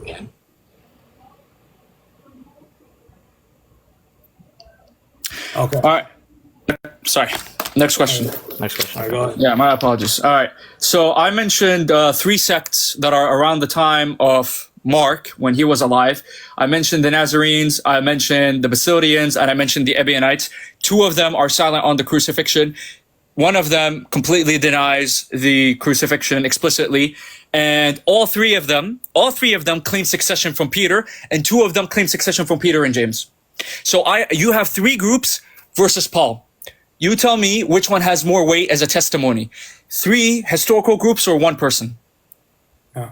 The Ebionites also denied the virgin birth. So I know the Quran doesn't deny the virgin birth. So why would you mention the Ebionites? Is that who Allah empowered in 61 verse 14 and 3 verse 55 in order to give them the upper hand? Let's make sure I stay on topic. Well, I'm just saying, because he's mentioning the Ebionites. The Ebionites also denied the virgin birth. So why would I take them as a source? They were a heretical group that were condemned as a heretical group and therefore exposed. And even Paul speaks about this during his time, not regarding the Ebionites, Okay, but 30 But seconds. time Go ahead, stop. yeah. I'm gonna just reply real quick because this is funny. Actually, the Ebionites believed in the virgin birth, and the Nazarenes, who were called the Ebionites, they strayed off as a secondary text. And Irenaeus then mentions that they denied the virgin birth, not the Ebionites. So there are 2 sects, but of course they didn't know that. Okay, let's try again. Which one has more historical weight? 3 historical groups testifying, or 1 person, aka Paul? Yes or no? Straight up, yes or no? No explanation. beautiful. When was the Gospel of the Ebionites written? The Gospel of the Ebionites was written around the 2nd century CE. The Gospel of the Ebionites has similarity to the Gospel of Matthew, but omits the accounts of Jesus' infancy and virgin birth. Only fragments of the Gospel of the Ebionites has been preserved. Now, should I go over their beliefs? They've been already condemned as a heretical group, and therefore their view of who Christ was did not stand, but rather was condemned by the church as the church grew. And this is why the church has been prevailing and preserved. Go ahead, Eminem. Okay, he didn't really answer the question. Let's try again. One last time. I didn't ask you about the Gospels, okay? And by the way, your own Papi Bar Ehrman, he dates actually to the late 1st century. So correction on that. You didn't know that. It's in his book called Lost Scriptures. I asked you about the sect. I didn't ask you about the document. I'm speaking clear English. I'm even making my own little accent American for everybody to understand. Are 3 groups testifying against the crucifixion, which are living as early in the 1st century as Mark. Does that outweigh the testimony of 1 person? Yes or no? Were there writings in the 1st century? No, they weren't. And moreover, He just wants to know which is better. I guess he just wants a yes or no. Yeah, no, I'm going to go with Paul, 100%. Why would I go over the heretical groups that were universally condemned when the church as a whole right, as a whole, condemned these small heretical groups. So it wasn't Paul versus the Ebionites. That's a fallacy again, but the genius cannot understand that. It was Paul and the church, Peter and the apostles, that condemned these groups. All right, That's so why apparently your that's time's why off. Peter- So apparently theological groups, their testimonies hindered depending on which religion. Oh boy, that sounds like such a falsifiability test, Albee. I wonder if we're never going to accept any other theology, Christianity is just true like that. All right, so regarding Luke and John, you mentioned there's archaeological evidence, and then you started naming locations, and you said that the locations are accurate. Okay, I want this question answered.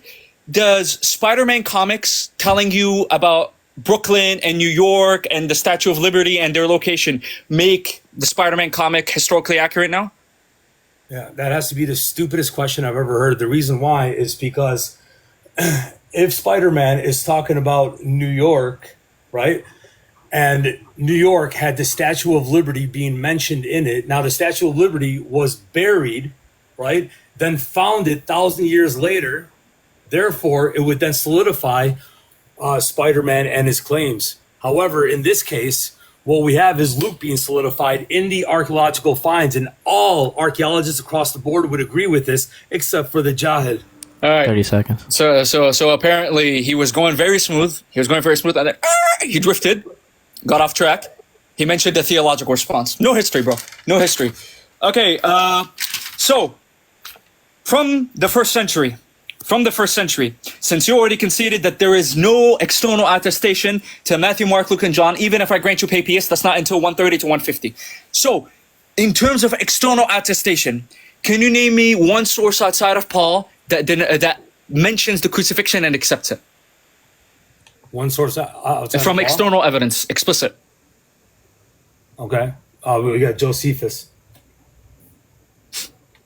Okay, I'm assuming that's his response. Okay, I already refuted that.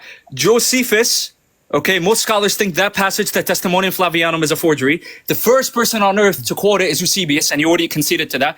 And the earliest manuscripts are in the 10th century. So let's try again. And Josephus, 2nd century, by the way.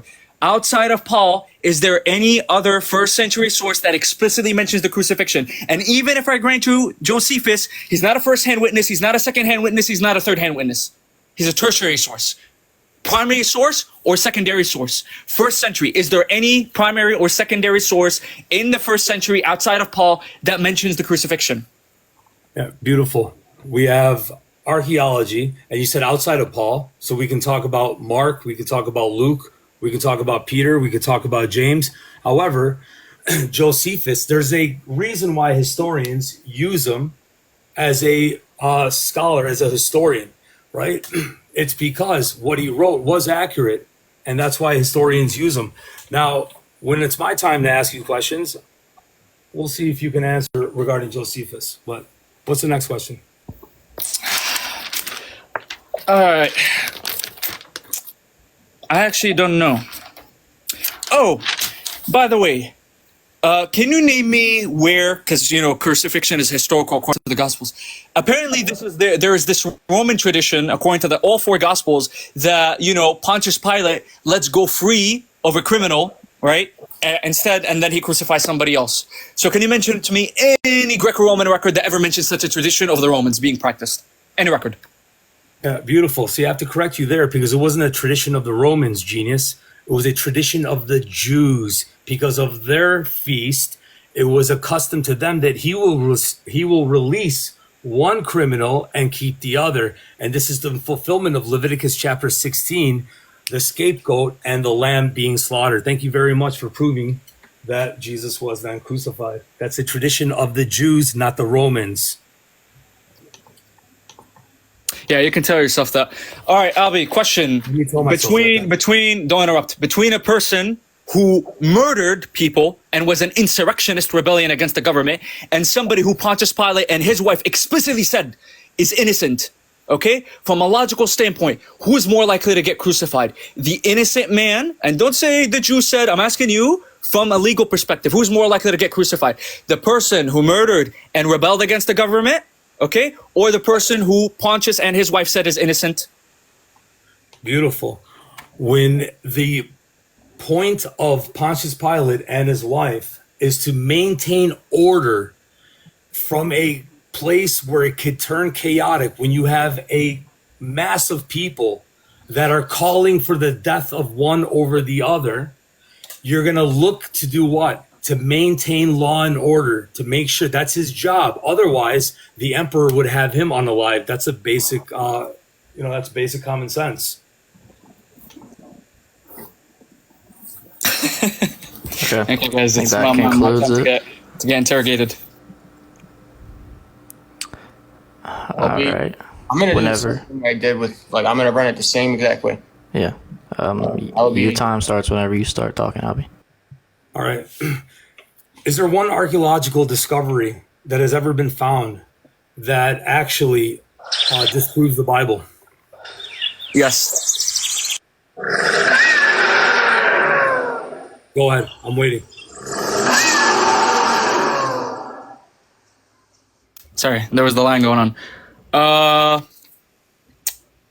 Let's see.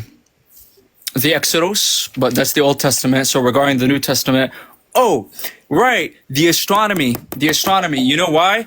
Because apparently he was arrested and crucified on New Noon. But how can an eclipse happen on New Noon? That's 30, Albee. Do you want to let him continue, or you can ask him again? Yeah, no, because he's not dealing with the objection. I said archaeology, right? I don't know if he knows what that means, but nonetheless. So the answer is none. There hasn't been any archaeologists, and people will say that across the board. There's been no archaeology that's ever been discovered that disproves the Bible. Now, with that being said, is there a consensus amongst historians that agree with your position, or do they agree with my position? What's the consensus amongst reputable historians across the board? Okay, I'm gonna ask a clarified question. Dispute about what? Agree on what? The crucifixion. Most secular scholars would say the crucifixion happened, probably. So they would agree with my position, correct? They wouldn't say it's certain, but they say it's more probable than not. Okay. Yet Bart Ehrman says it's rock bottom in his book, or in his findings, along with other historians. Now, let me ask you another question. Are there any reliable historians that would ever use the Quran as an independent source to research the life of Jesus in the Quran? Are there any historians outside of Islam that are reputable, right, that are actual historians that would use the Quran as a secondary source on the life of Jesus?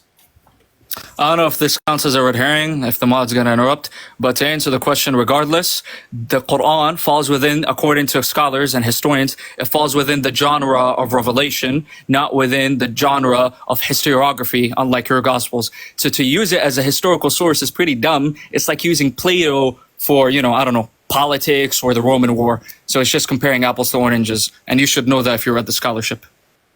Okay. So in chapter 12, verse 111 of the Quran, it says this: in their stories, there is truly a lesson for a people of reason. This message cannot be a fabrication. Rather, it's a confirmation of previous revelation, a detailed explanation of all things, a guide and a mercy for people of faith. Is your Quran a confirmation of previous revelations and a detailed explanation of all things that are found in the Bible? Were you going to ask questions on topic, or what's going on? Yeah, no, it's related to that.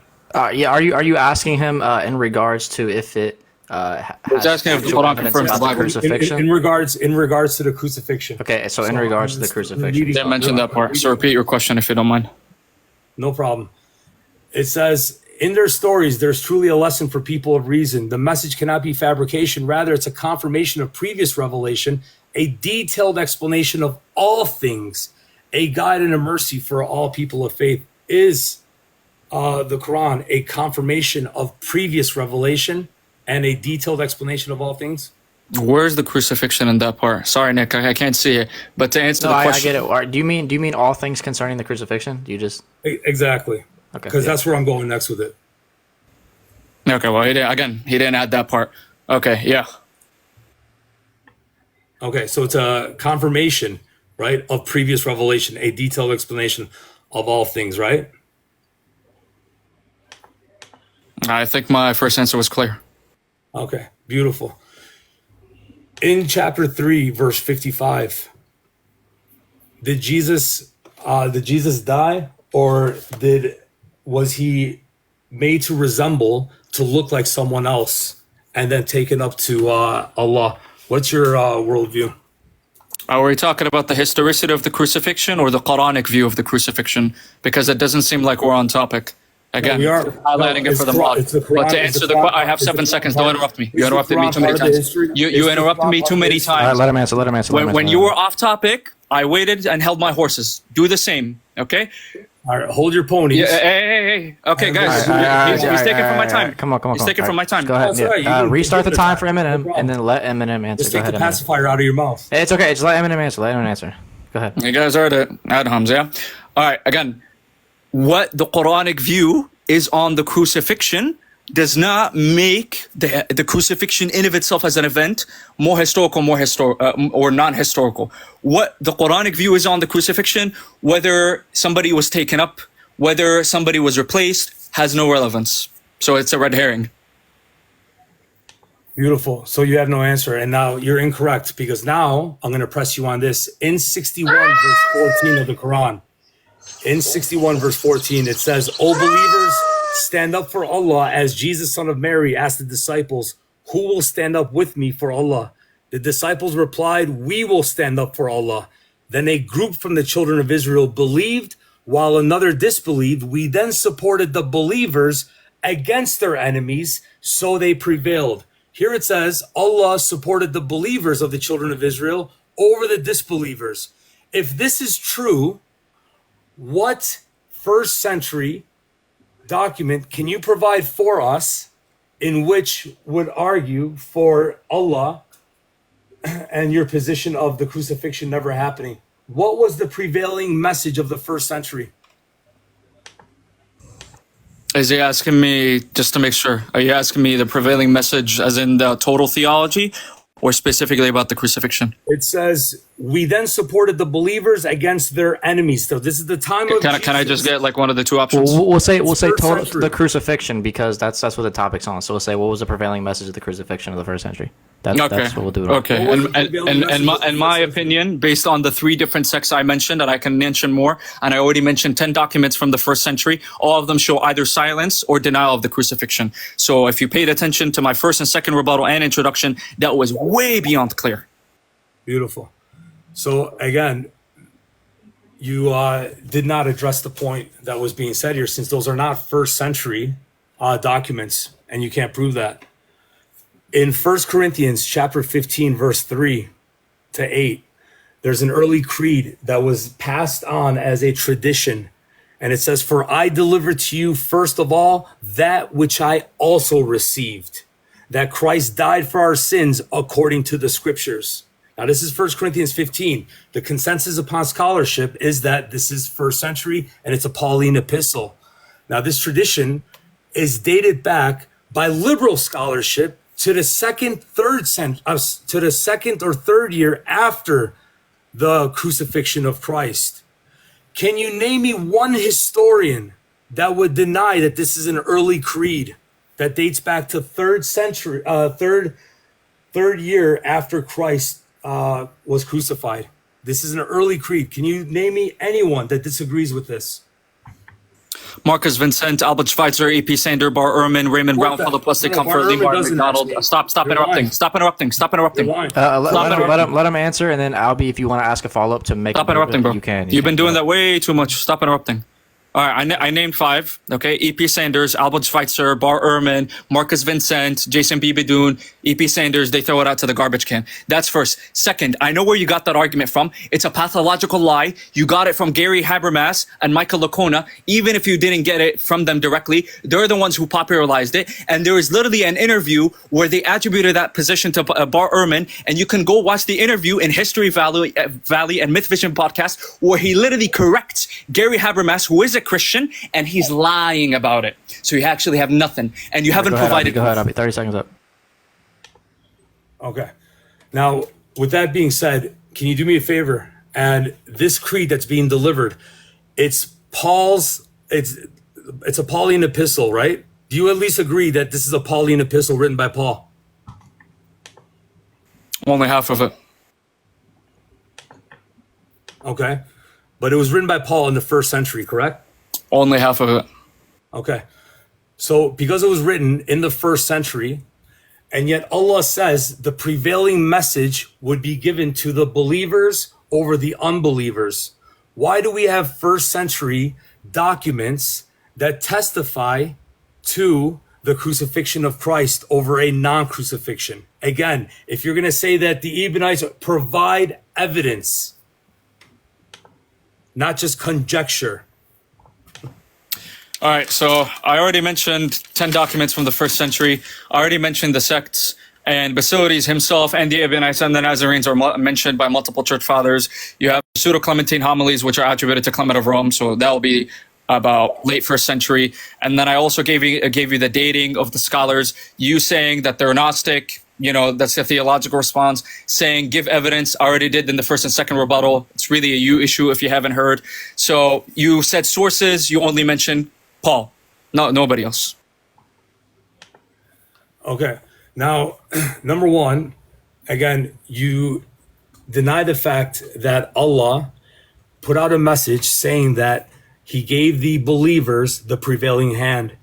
If he gave the prevailing hand to the believers, what was the dominating message that dominated the churches and preserved up until today? What was the message up until today?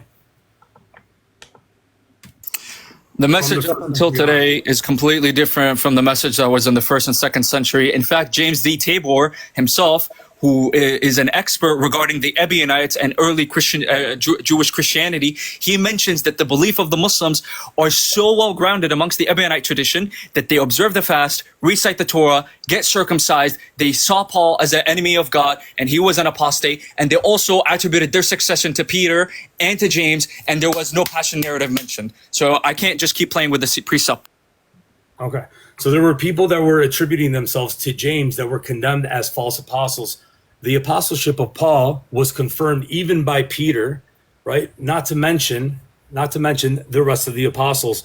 Luke, who's a renowned historian, documented the life of Paul, documented the life of Peter. And this was a consensus amongst the people of that time that Luke wrote before the death of Paul and Peter. Now, with that being said, if Luke was a later testimony after 70 AD, would he then record the deaths of Paul and Peter and now record Paul in a prison cell? Okay, this man is constantly just asserting his own sources, but then when I mention mine, he doesn't want to grant them. He wants scholarly information, and then he does the same thing. I don't grant that Luke was 1st century. I don't grant Luke that was the author. I don't grant Luke jack squat. I don't grant Paul jack squat. And then regarding the book of Acts, multiple scholars actually date it up to 130 CE, and they say that he plagiarized from Josephus. So somebody, just like the other people who forge, of course they want to make themselves look like they're attributing themselves to Peter and James. Beautiful. And yet the consensus of the New Testament scholarship agree that Luke and Acts were authored by the same person. And here I'm reading for you. A great portion of the book of Acts centers on Jerusalem, the temple, Paul's conversion, and his missionary activities. The author also mentions the deaths of Stephen in Acts chapter 7 and James, the brother of John. Interestingly, the author does not mention the deaths of James, the brother of the Lord, in AD 62, or Peter in 65 to 68, or Paul in 67. He also does not mention the burning of Rome and the persecution of Christians. So now, it seems strange that the author would choose to omit such information had he in fact been writing after these events had already taken place. Now, Paul actually quotes from the Gospel of Luke, where in 1 Timothy 5:18, and he also quotes from Deuteronomy 25 verse 4. What's the point? That they were all confirming one another during the time of the disciples' lives. Now, with that being said, can you provide for me a first century document, provide it for me, that testifies to Jesus not being crucified? I already How do you mentioned. still call belief? Can you? If you haven't heard them, Give me one. you can go kick rocks. Give me one. The Acts of John. Okay, and that's dated when?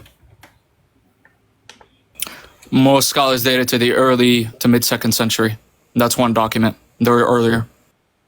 To early mid 2nd century. I'm asking you for 1st century. Q. So you have nothing. I just said Q. Okay, provide it for me. Go look up the Q source theory, and then you'll find the entire document.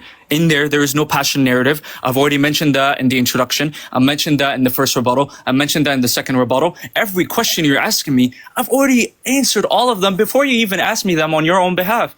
So try again, bro. Like, I swear. Well, hey, you're why not don't answering. interrupt? Yeah, Don't interrupt. you're not Don't interrupt. answering. Don't interrupt. You're not answering them. Don't interrupt. actually. Go ahead. 10 seconds interrupt. left. Eminem. Go ahead. 10 Okay, seconds I already mentioned Q, and Q is pre-Paul, and Burton Almack already mentions that prior to Paul, no source mentions crucifixion, okay, including Q.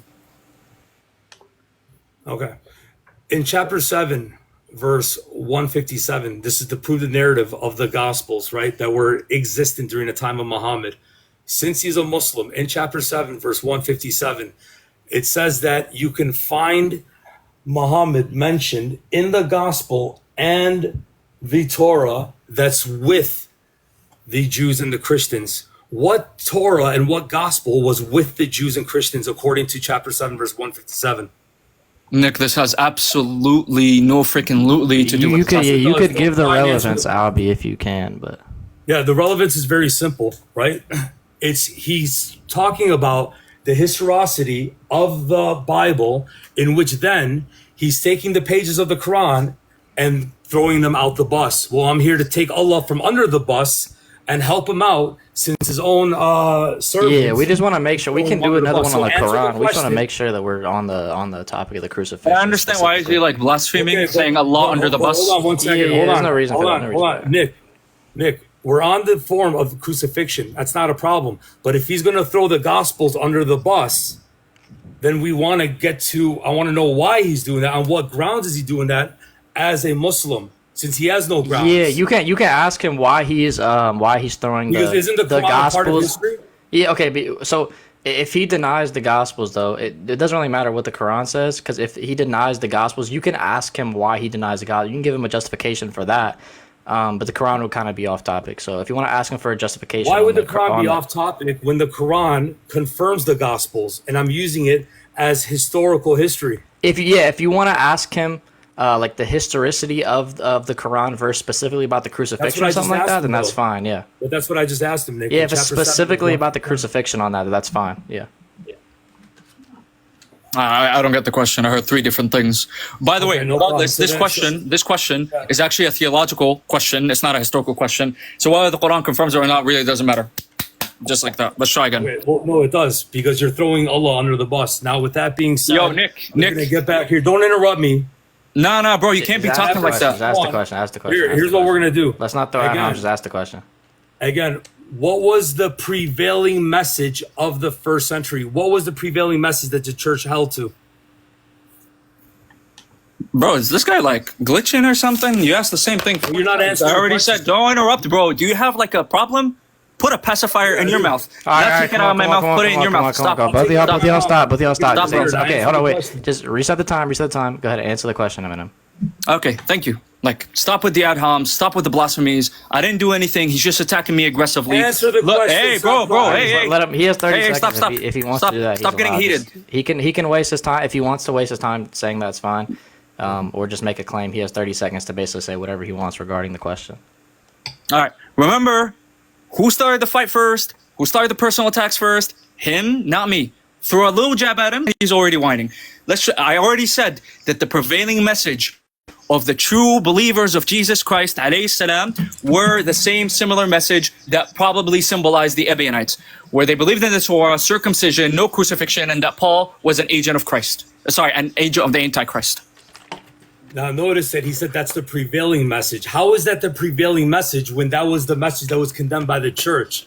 So again, I'm going to ask you, In chapter 61, verse 14, it says that Allah supported the believers against their enemies and they prevailed. And in chapter 3, verse 55, it says that the believers will prevail until the day of judgment. Well, we're continuing on. It hasn't been the day of judgment. Where are the Ebionites and what is the prevailing message until today?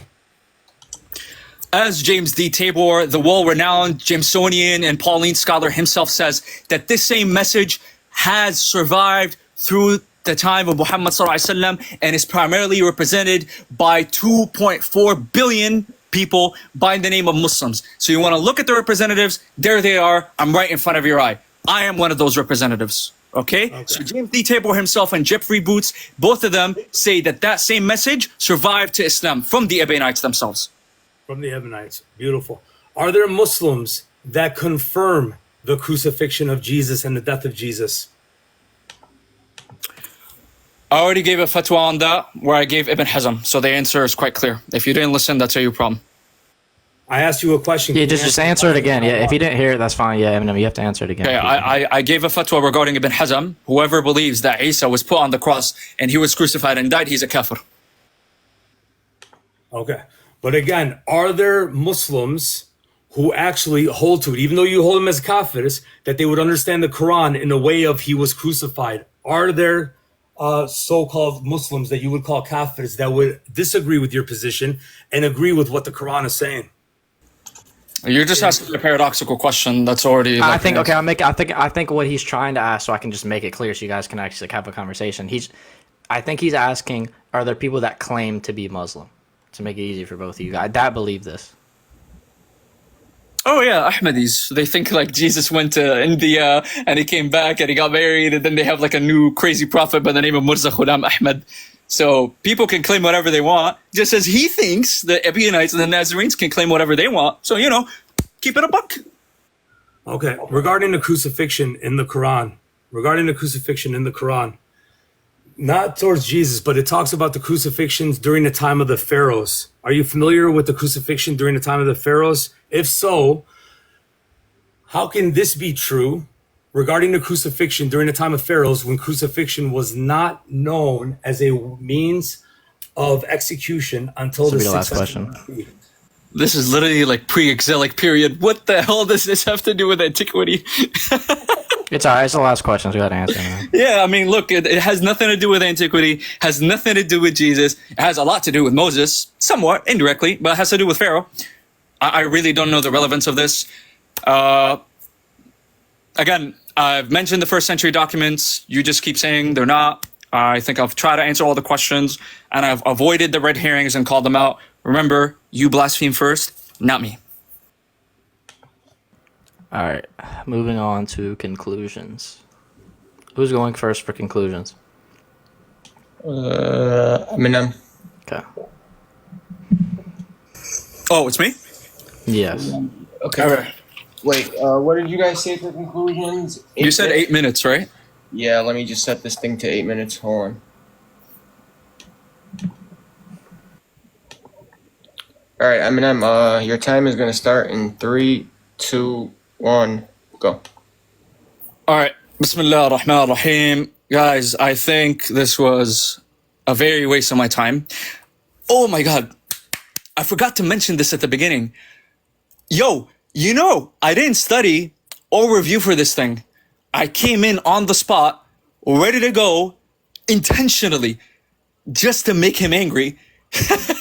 That a kid way younger than him can literally just pack a punch like that. Yeah? Notice, guys, I brought multiple documents from antiquity. I backed up almost every dating, right, with a scholar. And then I went ahead, I played on the attack, not on the defense. He just played attack. And unfortunately, all of it was on the Quran. Like I said, I marked him on the 7-minute mark where he was talking about the Quran. I marked him on the 3-minute mark, he was talking about the Quran. And then I marked him on the 2-minute mark, he was still talking about the Quran. So, again, guys, crucifixion or conjecture. So far, not only have I proved that the evidence is conjectural, remember that Albee himself confessed yes, yes, yes, yes to multiple questions. I asked him about the census. Anybody records it? He said, no, there's nobody outside of Luke who records it. I mentioned the character of Nicodemus. He said also, no, nobody records him outside of John. Then I mentioned the Matthean post-resurrection, wisely of the saints. He also said, no, that nobody records it outside of Matthew. Then I mentioned Josephus and how he's a forgery. And I mentioned the lack of manuscripts and how they're late. He also just didn't really care. He said he's going to address it. He didn't touch on that. He was flexing his muscles about Pliny the Younger, Suetonius, Marcus Aurelian, Thales, Celsus, or whatever. And like majority of these are 150 CE onwards. Garbage. All of it garbage. Not primary, not secondary, not tertiary, not first century, not even early second century. At best, mid to late second century. It can even extend to the third century. And Celsus, by the way, is third century. Why? Because he was literally talking to Origen of Alexandria, who was around 235. All right. So he didn't try to prove with primary sources that the Gospels have an authorship. He just asserted it.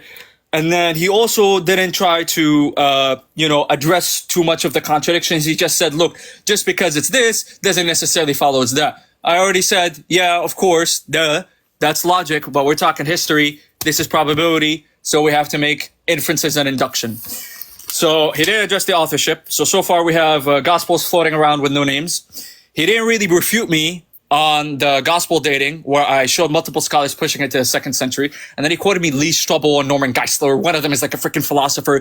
The other one is literally like a newscast guy who retired and then just became like a Christian author, has no degree behind his name, quoted me a bunch of jokes and clowns.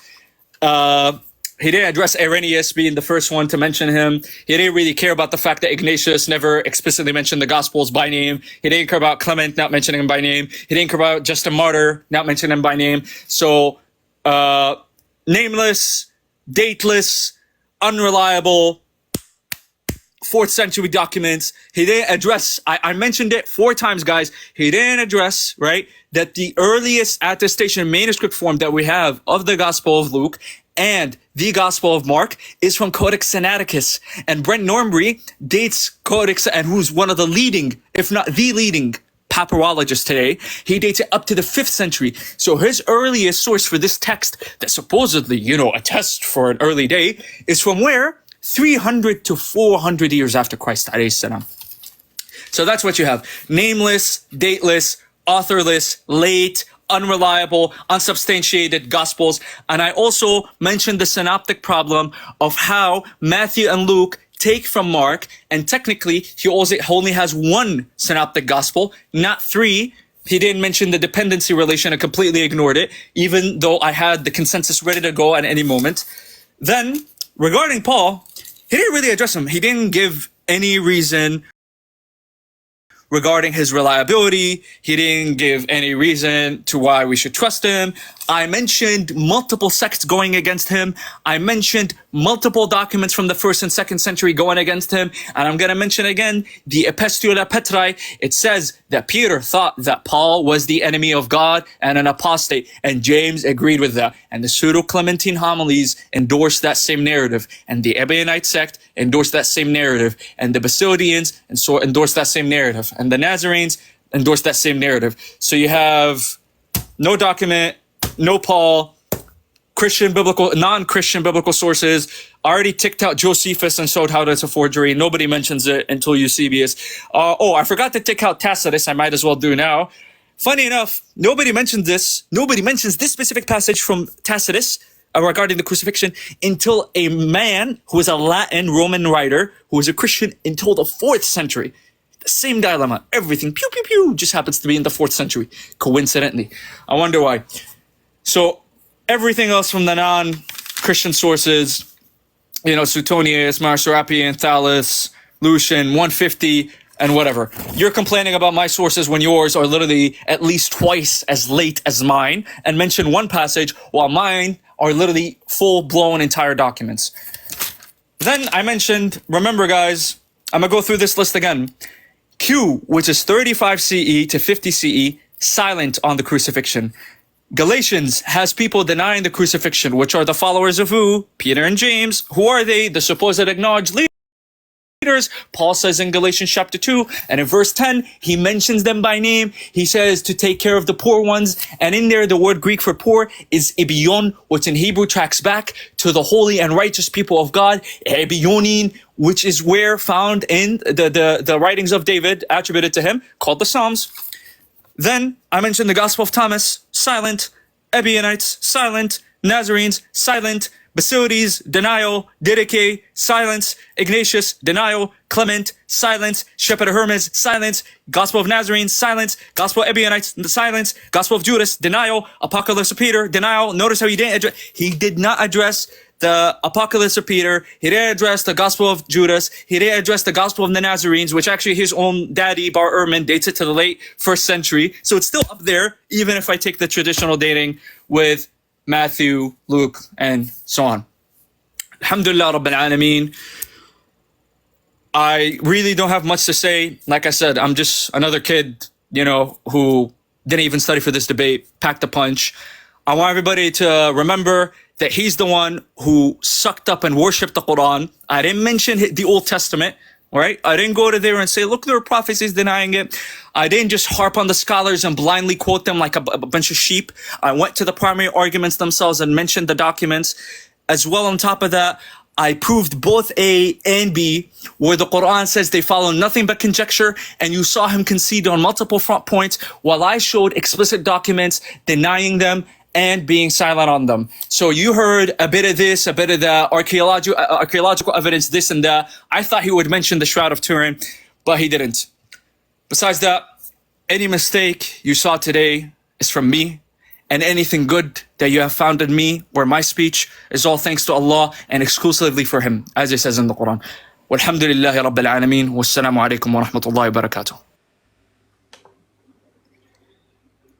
Alhamdulillah. Albee, your 8 minutes. I'll start it in 3, 2, 1, go. Beautiful. Notice he said anything good is from Allah, anything evil is from me. Well, guess where that's from? That's James chapter 1, 15 to 18, right? Every good gift and every perfect gift is from above and comes down from the Father of lights. Before that, he speaks about what? Giving birth to sin. Every evil thing's from us. So again, he plagiarizes the Bible, this time James. Now let's talk about Peter in 2 Peter chapter 3, 15 to 17. And consider that the long suffering of our Lord is salvation, as also our beloved brother Paul, according to the wisdom given to him, as has written to you, as also in all his epistles, speaking in them of things in which are some things hard to understand, which the untaught and unstable people twist to their own destruction, as they do also the rest of the scriptures. Wow. Kind of sounds like this guy, right? That's exactly what's going on here. Now, with that being said, let's talk about this creed of 1 Corinthians 15, 3 to 7, which was a predominant creed recognized by most scholars, right? And most scholars dated back to what? At least 3 years to the tradition of the resurrection of Christ. The Oxford Companion to the Bible. The earliest record of these appearances is to be found in 1 Corinthians 15, 3 to 7, a tradition that Paul received after his apostolic call, certainly not later than his visit to Jerusalem in 35 CE, when he saw Cephas and James in Galatians 1, 18 and 19. Let's go to Gerd Ludman, an atheist New Testament professor at Gothenburg, to be dated to the first 2 years after the crucifixion of Jesus, not later than 3 years. The formation of the appearance traditions mentioned in 1 Corinthians 15, 3 to 8, fall into the time between 30 to 33 CE. Robert Funk is another one. James Dunn. And I can continue on with the sources. What's the point? The point is, we have a consensus. Most scholars would date it back to at least 3 years of the crucifixion of Christ. But moreover, what else do we have here? Of all the scholars that have been quoted that deal with textual criticism, there's not a single one that deny the crucifixion of Christ. anybody that works with textual criticism, anyone, not one of them would deny the crucifixion of Christ. Yet he does. And where does he go? To Gnostics, in which these Gnostics believe that Jesus is Yahweh. So are you holding the Ebonite tradition? Because if you were, then you would hold to the fact that Jesus is your Lord. Moreover, over 40 different scholars of Islam mention Paul as a traveling companion of John and Peter. For the sake of time, I'm not going to be able to go over them, but over 40, and yet he wants to throw them under the bus. The point of bringing up the Quran is to show the inconsistency of this Muslim's view by throwing the Quran underneath the bus in order for me to take it from under the bus, wipe it out, and show him what it actually teaches, despite its many fallacies and historical errors. Now, with that being said, he also said Clement of Rome, remember, Clement of Rome never mentioned the crucifixion of Christ, right? Clement of Rome never mentioned the crucifixion of Christ. All right. Well, let's find out if he did. Let's go to, here, it says, let us lay aside, these are quotes from Clement of Rome. Let us lay aside all vain and empty cares, and let us rise up to the glorious and venerable rule of our calling. Let us look steadfastly to the blood of Christ and see how precious his blood is in the sight of God. But wait a minute, why did Clement of Rome say that? Why did this guy, Eminem, say that Clement of Rome never spoke about the death of Christ or the crucifixion of Christ? Here's another one from Clement of Rome.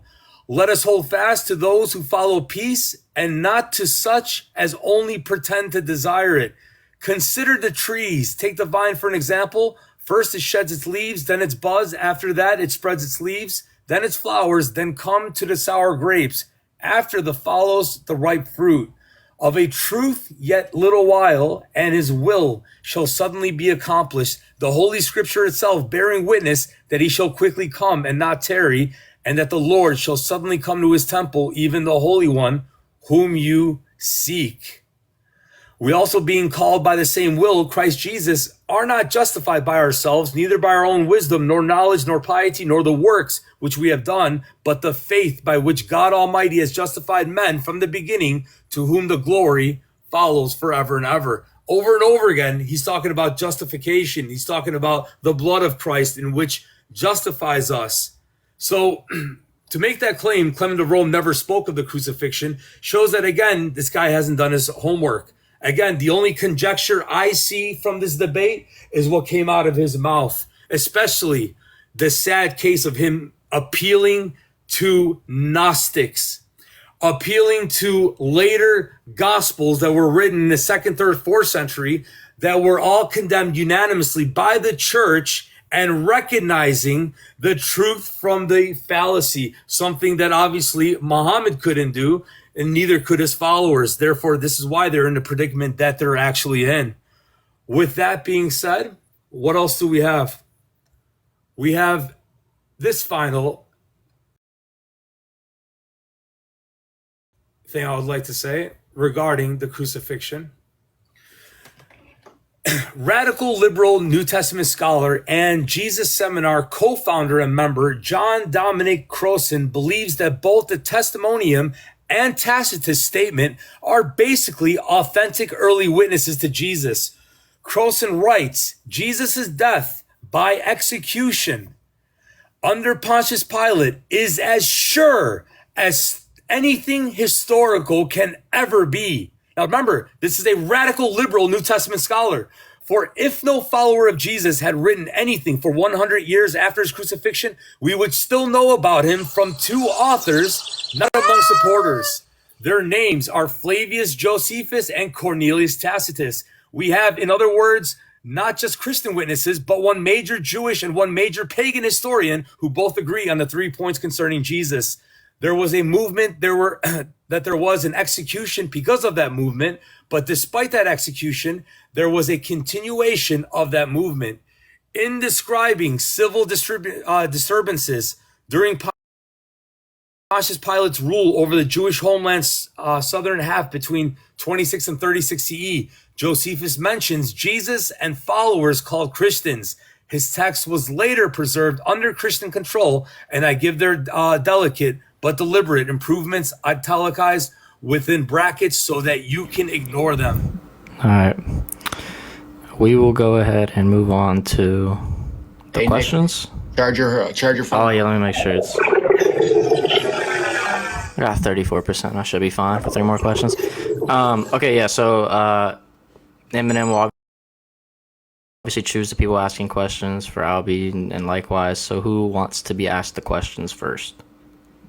I can be asked first. Okay, Eminem, who would you like to bring up? And I can tell you who's in the guest request if you want. Oh, you get to choose? Okay. Yeah, you get to choose. Do you want me to tell you who's in the guest request, or do you have anyone specific? The order. Okay, you got Chad, Rumi, Ibn Waqas, Islamic Caesar, Rumi. someone named just Muslim, Kristen T. Well, let's just start with Rumi, inshallah. Okay. So that's a question for me or him? No, for Albee. Okay. Okay. Rumi?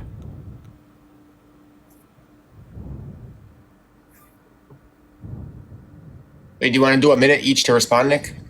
Yeah, that's fine. So after the person asks their question, I'll drop them, and then you have a minute to respond.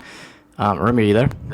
Can you hear me now? Is it both people or is it just him? No, it's gonna. Well, do you want Eminem just to want answer the question as well? Well, Or if it's at least comment? Christian-centric, then there isn't Okay, much this is to what we'll add. do. This is what we'll do. Okay. So the person being asked the question has a minute to respond, and if the other person would like 30 seconds to speak on that, either that answer or that question, they have the ability to. So, Okay, awesome. go ahead, Rumi. So it's to Albee, right? Yes. Okay, so well, me and some others in the server had like doubts after this debate because of like many issues, and one of them is that the sources that Eminem quoted was very early on, and he quoted scholars that agree with him. So how would you deal with that issue? Did you get that question, Albee? I don't think he could really hear you, Rumi. You might have to like kind of speak up a little He bit. said after this debate, he had doubts. I'm not making it up, I swear. He said after the debate, he had doubt, and a lot of the sources that I quoted were early in 1st century. So, did you add the word scholars in there? Yes. Just have him. And then essentially, long story short, he said, "How do you deal with that?" Does Yeah, that simply the way represent the your church- question, Rumi? Simply the way Okay. the church would deal with it, Okay. condemning them unanimously as heresy, and having what was put forth, which is the Gospels and the epistles, put forward as actual reliable testimony of what took place and transpired, which is something that all historical scholars across the board would do, especially with the 7 Pauline epistles, along with the Gospels. Therefore, I'm with the church on this, and we would condemn what so-called is early, and yet there's no reliable early fragments of these testaments. Okay. And then Eminem now, do you want 30 seconds to comment on that at all? No, not really. I'm just gonna end up repeating myself, honestly. Okay. Do you guys want Albee to have 3 questions in a row and Eminem to have 3 questions in a row, or back to back? Yeah, you go back. Back to back. Back to back? Okay. Eminem, this question is for you. Albee, who would you like to come up and ask Eminem a question? And again, I can list the Christians there if you would like. We'll get Silva. Sylv, gotcha. Beautiful. God bless everybody. Good job. Albee did an amazing job again by cooking this guy. You know, I don't know what Rumi was talking about. Obviously, he's been doing this. But anyways, so that's a question that I would like to ask. Here's the tafsir. Can I get the big screen real quick if you I'll don't give mind, you Nick? big screen, yeah. Please, brother.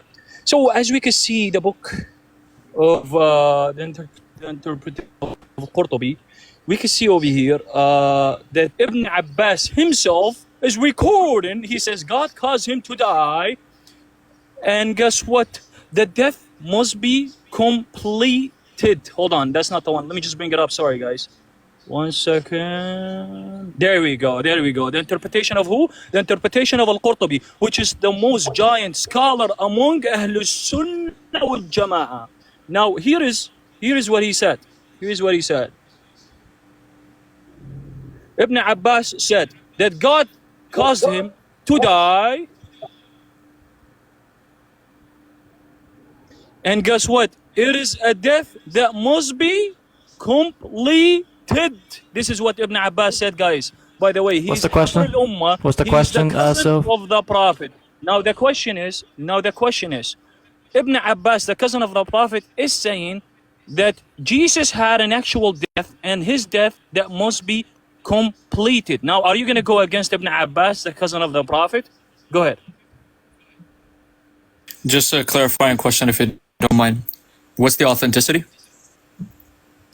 Yeah, the authenticity of this tafsir is from Al-Qurtubi. I could give you the I didn't say the narration tafsir. as well. It's not a problem. The isnad for the quote. The isnad is actually it's a tafsir, first of all. I'm asking for the status of the authenticity of the isnad. I could give you. Okay, I'll do you better. I'll do you better. I'll do you better. No, wait. No, you already asked your question. You already asked your question. You asked for it. Are you just gonna I do answer need now, to hold on. Eminem? You already asked it. Wait, Eminem, are you gonna answer it now, or? Yeah. I'll do him one better. Bro, All right, stop. so if he's gonna answer the question now, so if he's gonna answer the question now, so. Yeah, stop. Okay, thanks for the question. Okay, go ahead, Eminem. Yeah. Look, I'm gonna do you one better. There is an entire isnad, okay, that is sahih from Abi Hatim al-Razi's tafsir.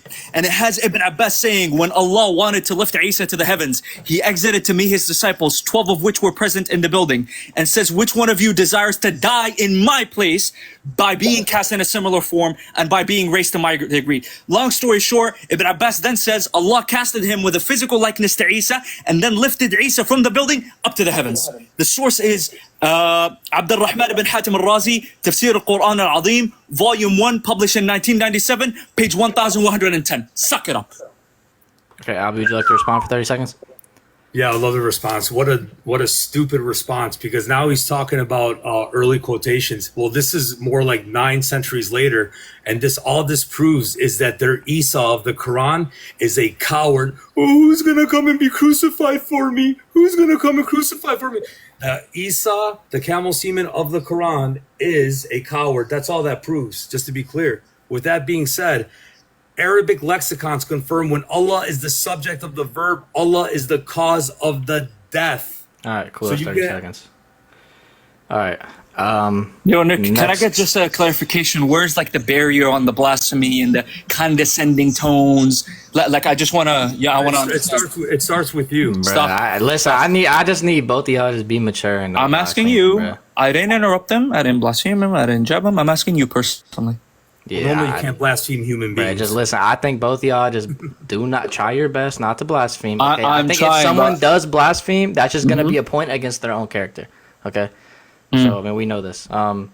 If anyone blasphemes again, if you feel like someone blasphemed, So it's not a feeling. You heard what he said. please interrupt if you feel blasphemed and let me know. Okay, so I'm allowed to interrupt. Blasphemed.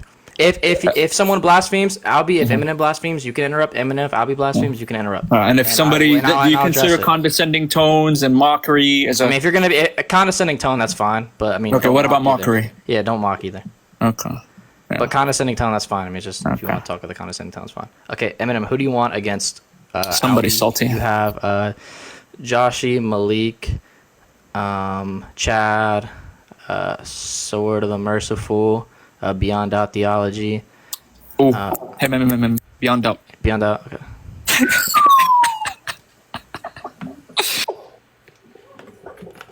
Assalamu alaikum. Wa alaikum salam, akhi.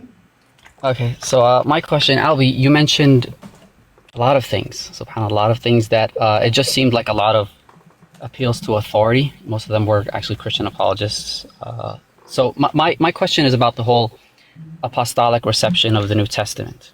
Okay, so you mentioned, for example, the statement that there are such and such many quotations of the early church fathers that attest to the completion of the New Testament. Can you name me like one actual thorough study? Because I have 4. I have Helmut Kester's, I have Walter Castle's, I have Andrew Gregory's and Christopher Tuckett and Bart Ehrman. I've actually compared the Greek to the English, and their results are as Eminem pointed out, were like no more than 12 quotations that can be given a certain category that is referencing a specific book in the New Testament. And anybody here who they can do that on their own, pick up Reception of the New Testament, the Apostolic Fathers.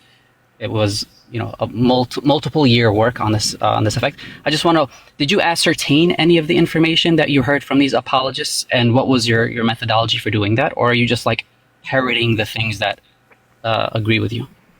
Pick a Bible verse in the New Testament. Pick a Bible verse in the New Testament? Yeah, pick a Bible verse in the New Testament. I'm speaking about specifically the Apostolic Fathers. So before the No, Ante-Nicene period. I understand that. So, for example, I'm going to type it in for you. John 1:18, right? And where am I at? I'm at Catholic Cross Reference. Awesome. Online. What is the first reference to that? Hold on 1 second. The first reference is the Apostolic Fathers with Justin Martyr, Irenaeus, and Ignatius, and it quotes. But that's All right, we're not having a debate. We're not having a debate. What, Bassam, please lay down the question, and then my question. I got it. So let me answer it. Well, let me make sure at least the audience knows what the question is. So Nick, please summarize it in like a sentence. I know what he's going to do. My question, Catholic Cross References is a horrible resource, by the way. It's going to give you from the long recension. Ask the question. I don't care about your opinions. Your opinions can take a hike. That's fine. Nick, Okay. My question. Wait, hold on 1 second. I'm not. That's why I'm making you ask the question. I'm going to restate the question. The moderator is telling you that I can restate the question. Okay, what's the issue? What's the issue? The issue is this, Nick. You kicked Silv out of here when Silv was asked by Eminem to clarify, and then I told him to stop. Yes, wait, no, pause. I gave Silv like 3 minutes, let him have the camera to let him give what he needed to give. And that's fine. And then he asked his question, I kicked him. He made his claim. I'm not interested in, the Catholic cross references.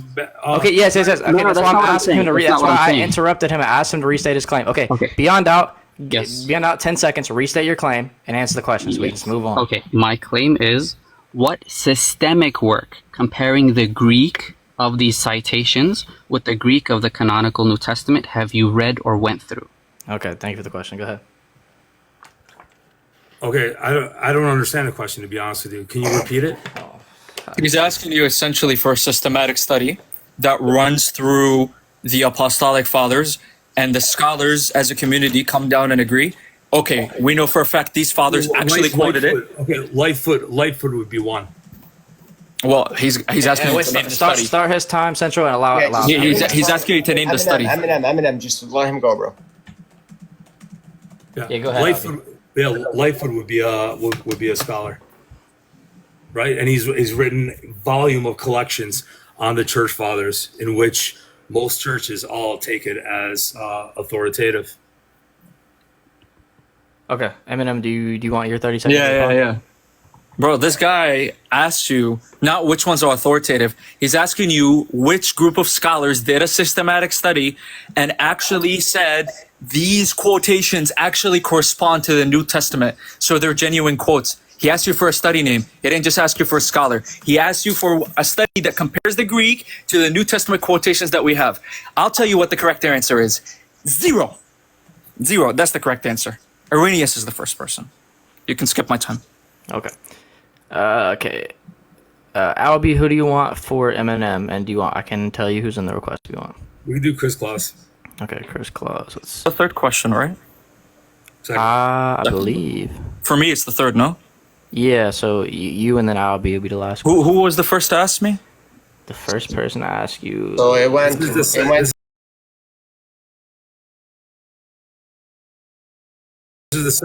the second question. Right. Yeah, it's the second, correct. Oh, freaking no. I ain't the one keeping track. Okay, Yeah, it went Rumi. It went Rumi.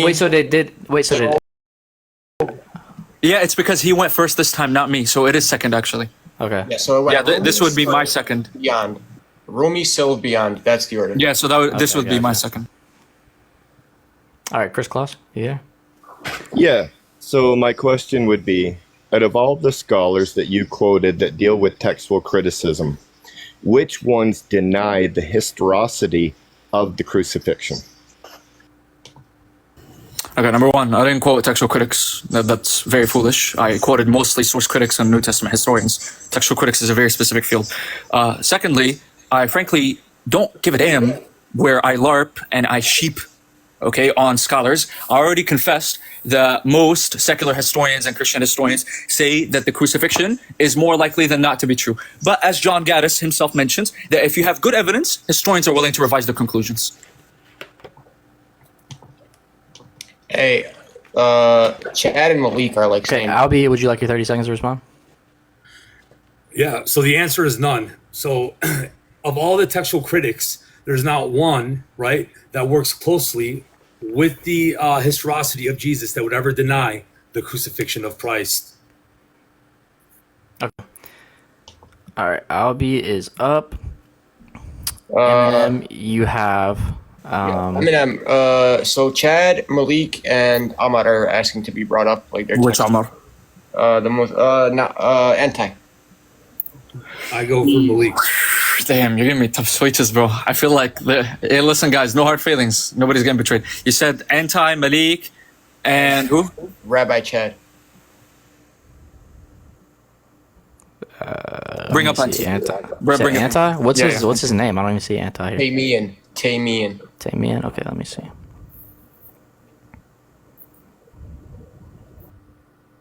I got no hard feelings. Oh, Taymian. Okay, I see him. First of all, assalamu alaikum to the Muslims. Alaikum salam. So this is going to actually touch up on what Queen Sylv brought earlier. So basically, All right, no need. Go ahead. yeah, Nick, to be honest, we didn't say that when he was like blaspheming, but when he brought Al-Qurtubi, first of all, No, we didn't. So if you don't want it to give it back to you, excuse me, Yeah, just I told. Look, me and Eminem already talked. We're gonna okay. Me and Eminem already talked. We're gonna stop the blaspheming. Yeah, no blaspheming. Okay, Bro, we're you gonna saw stop, that, bro. bro? don't worry, I Oh won't my insult your God. religion. Yeah, Taymian, bro. Drop the ball. So- Let it go. Bro, just come on. When Sylv quoted Al-Qurtubi, first of all, he said that he's the biggest scholar of Ahl Sunnah. He's actually an Ash'ari, so that's hilarious, right?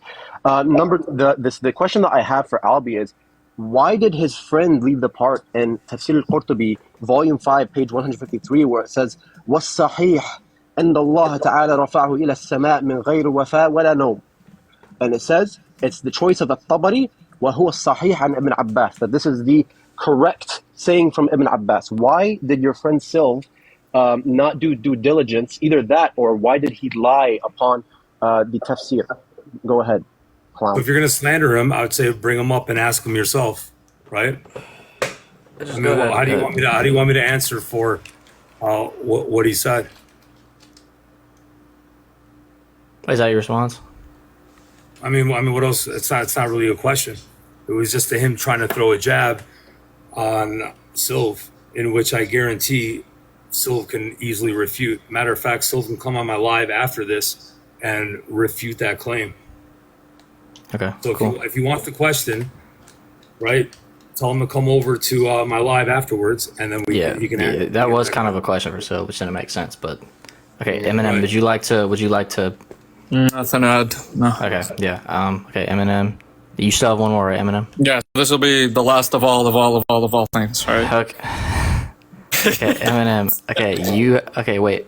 Okay, Eminem. So Albee's the one. Okay, Albee, you have God Logic, Bible Guy. We'll bring up. Love you guys, man. We'll bring up just logic. Okay. Shiver me timbers. Oh boy. Salam Amasid to all the Christians. God bless you, brother. Yeah, God bless, man. Wonderful job. Eminem, I'll be brought up, because you're a Muslim, you're trying to argue this like an atheist, but you're a Muslim, so you can't escape your book. I'll be brought up how your Quran on this issue explicitly says that the believers and followers of Jesus are going to help Jesus in the cause of Allah, meaning in spreading his message, and that Allah helped them over the disbelievers, and that they will be uppermost, victorious over the disbelievers, not just in that time, but until the day of resurrection. You said that the prevailing view, you pointed it to the Ebionites, and that you also are a representative of that view. So if that's the case, they died out, their view wasn't the strongest throughout the first 600 years, 700 years. So wouldn't that make Allah a liar or a failure for saying that they would be uppermost until the day of judgment if there was any time where they were not uppermost over the disbelievers? The question was so long-winded, I got lost. If you just want to summarize. Just to summarize, when Allah says that the followers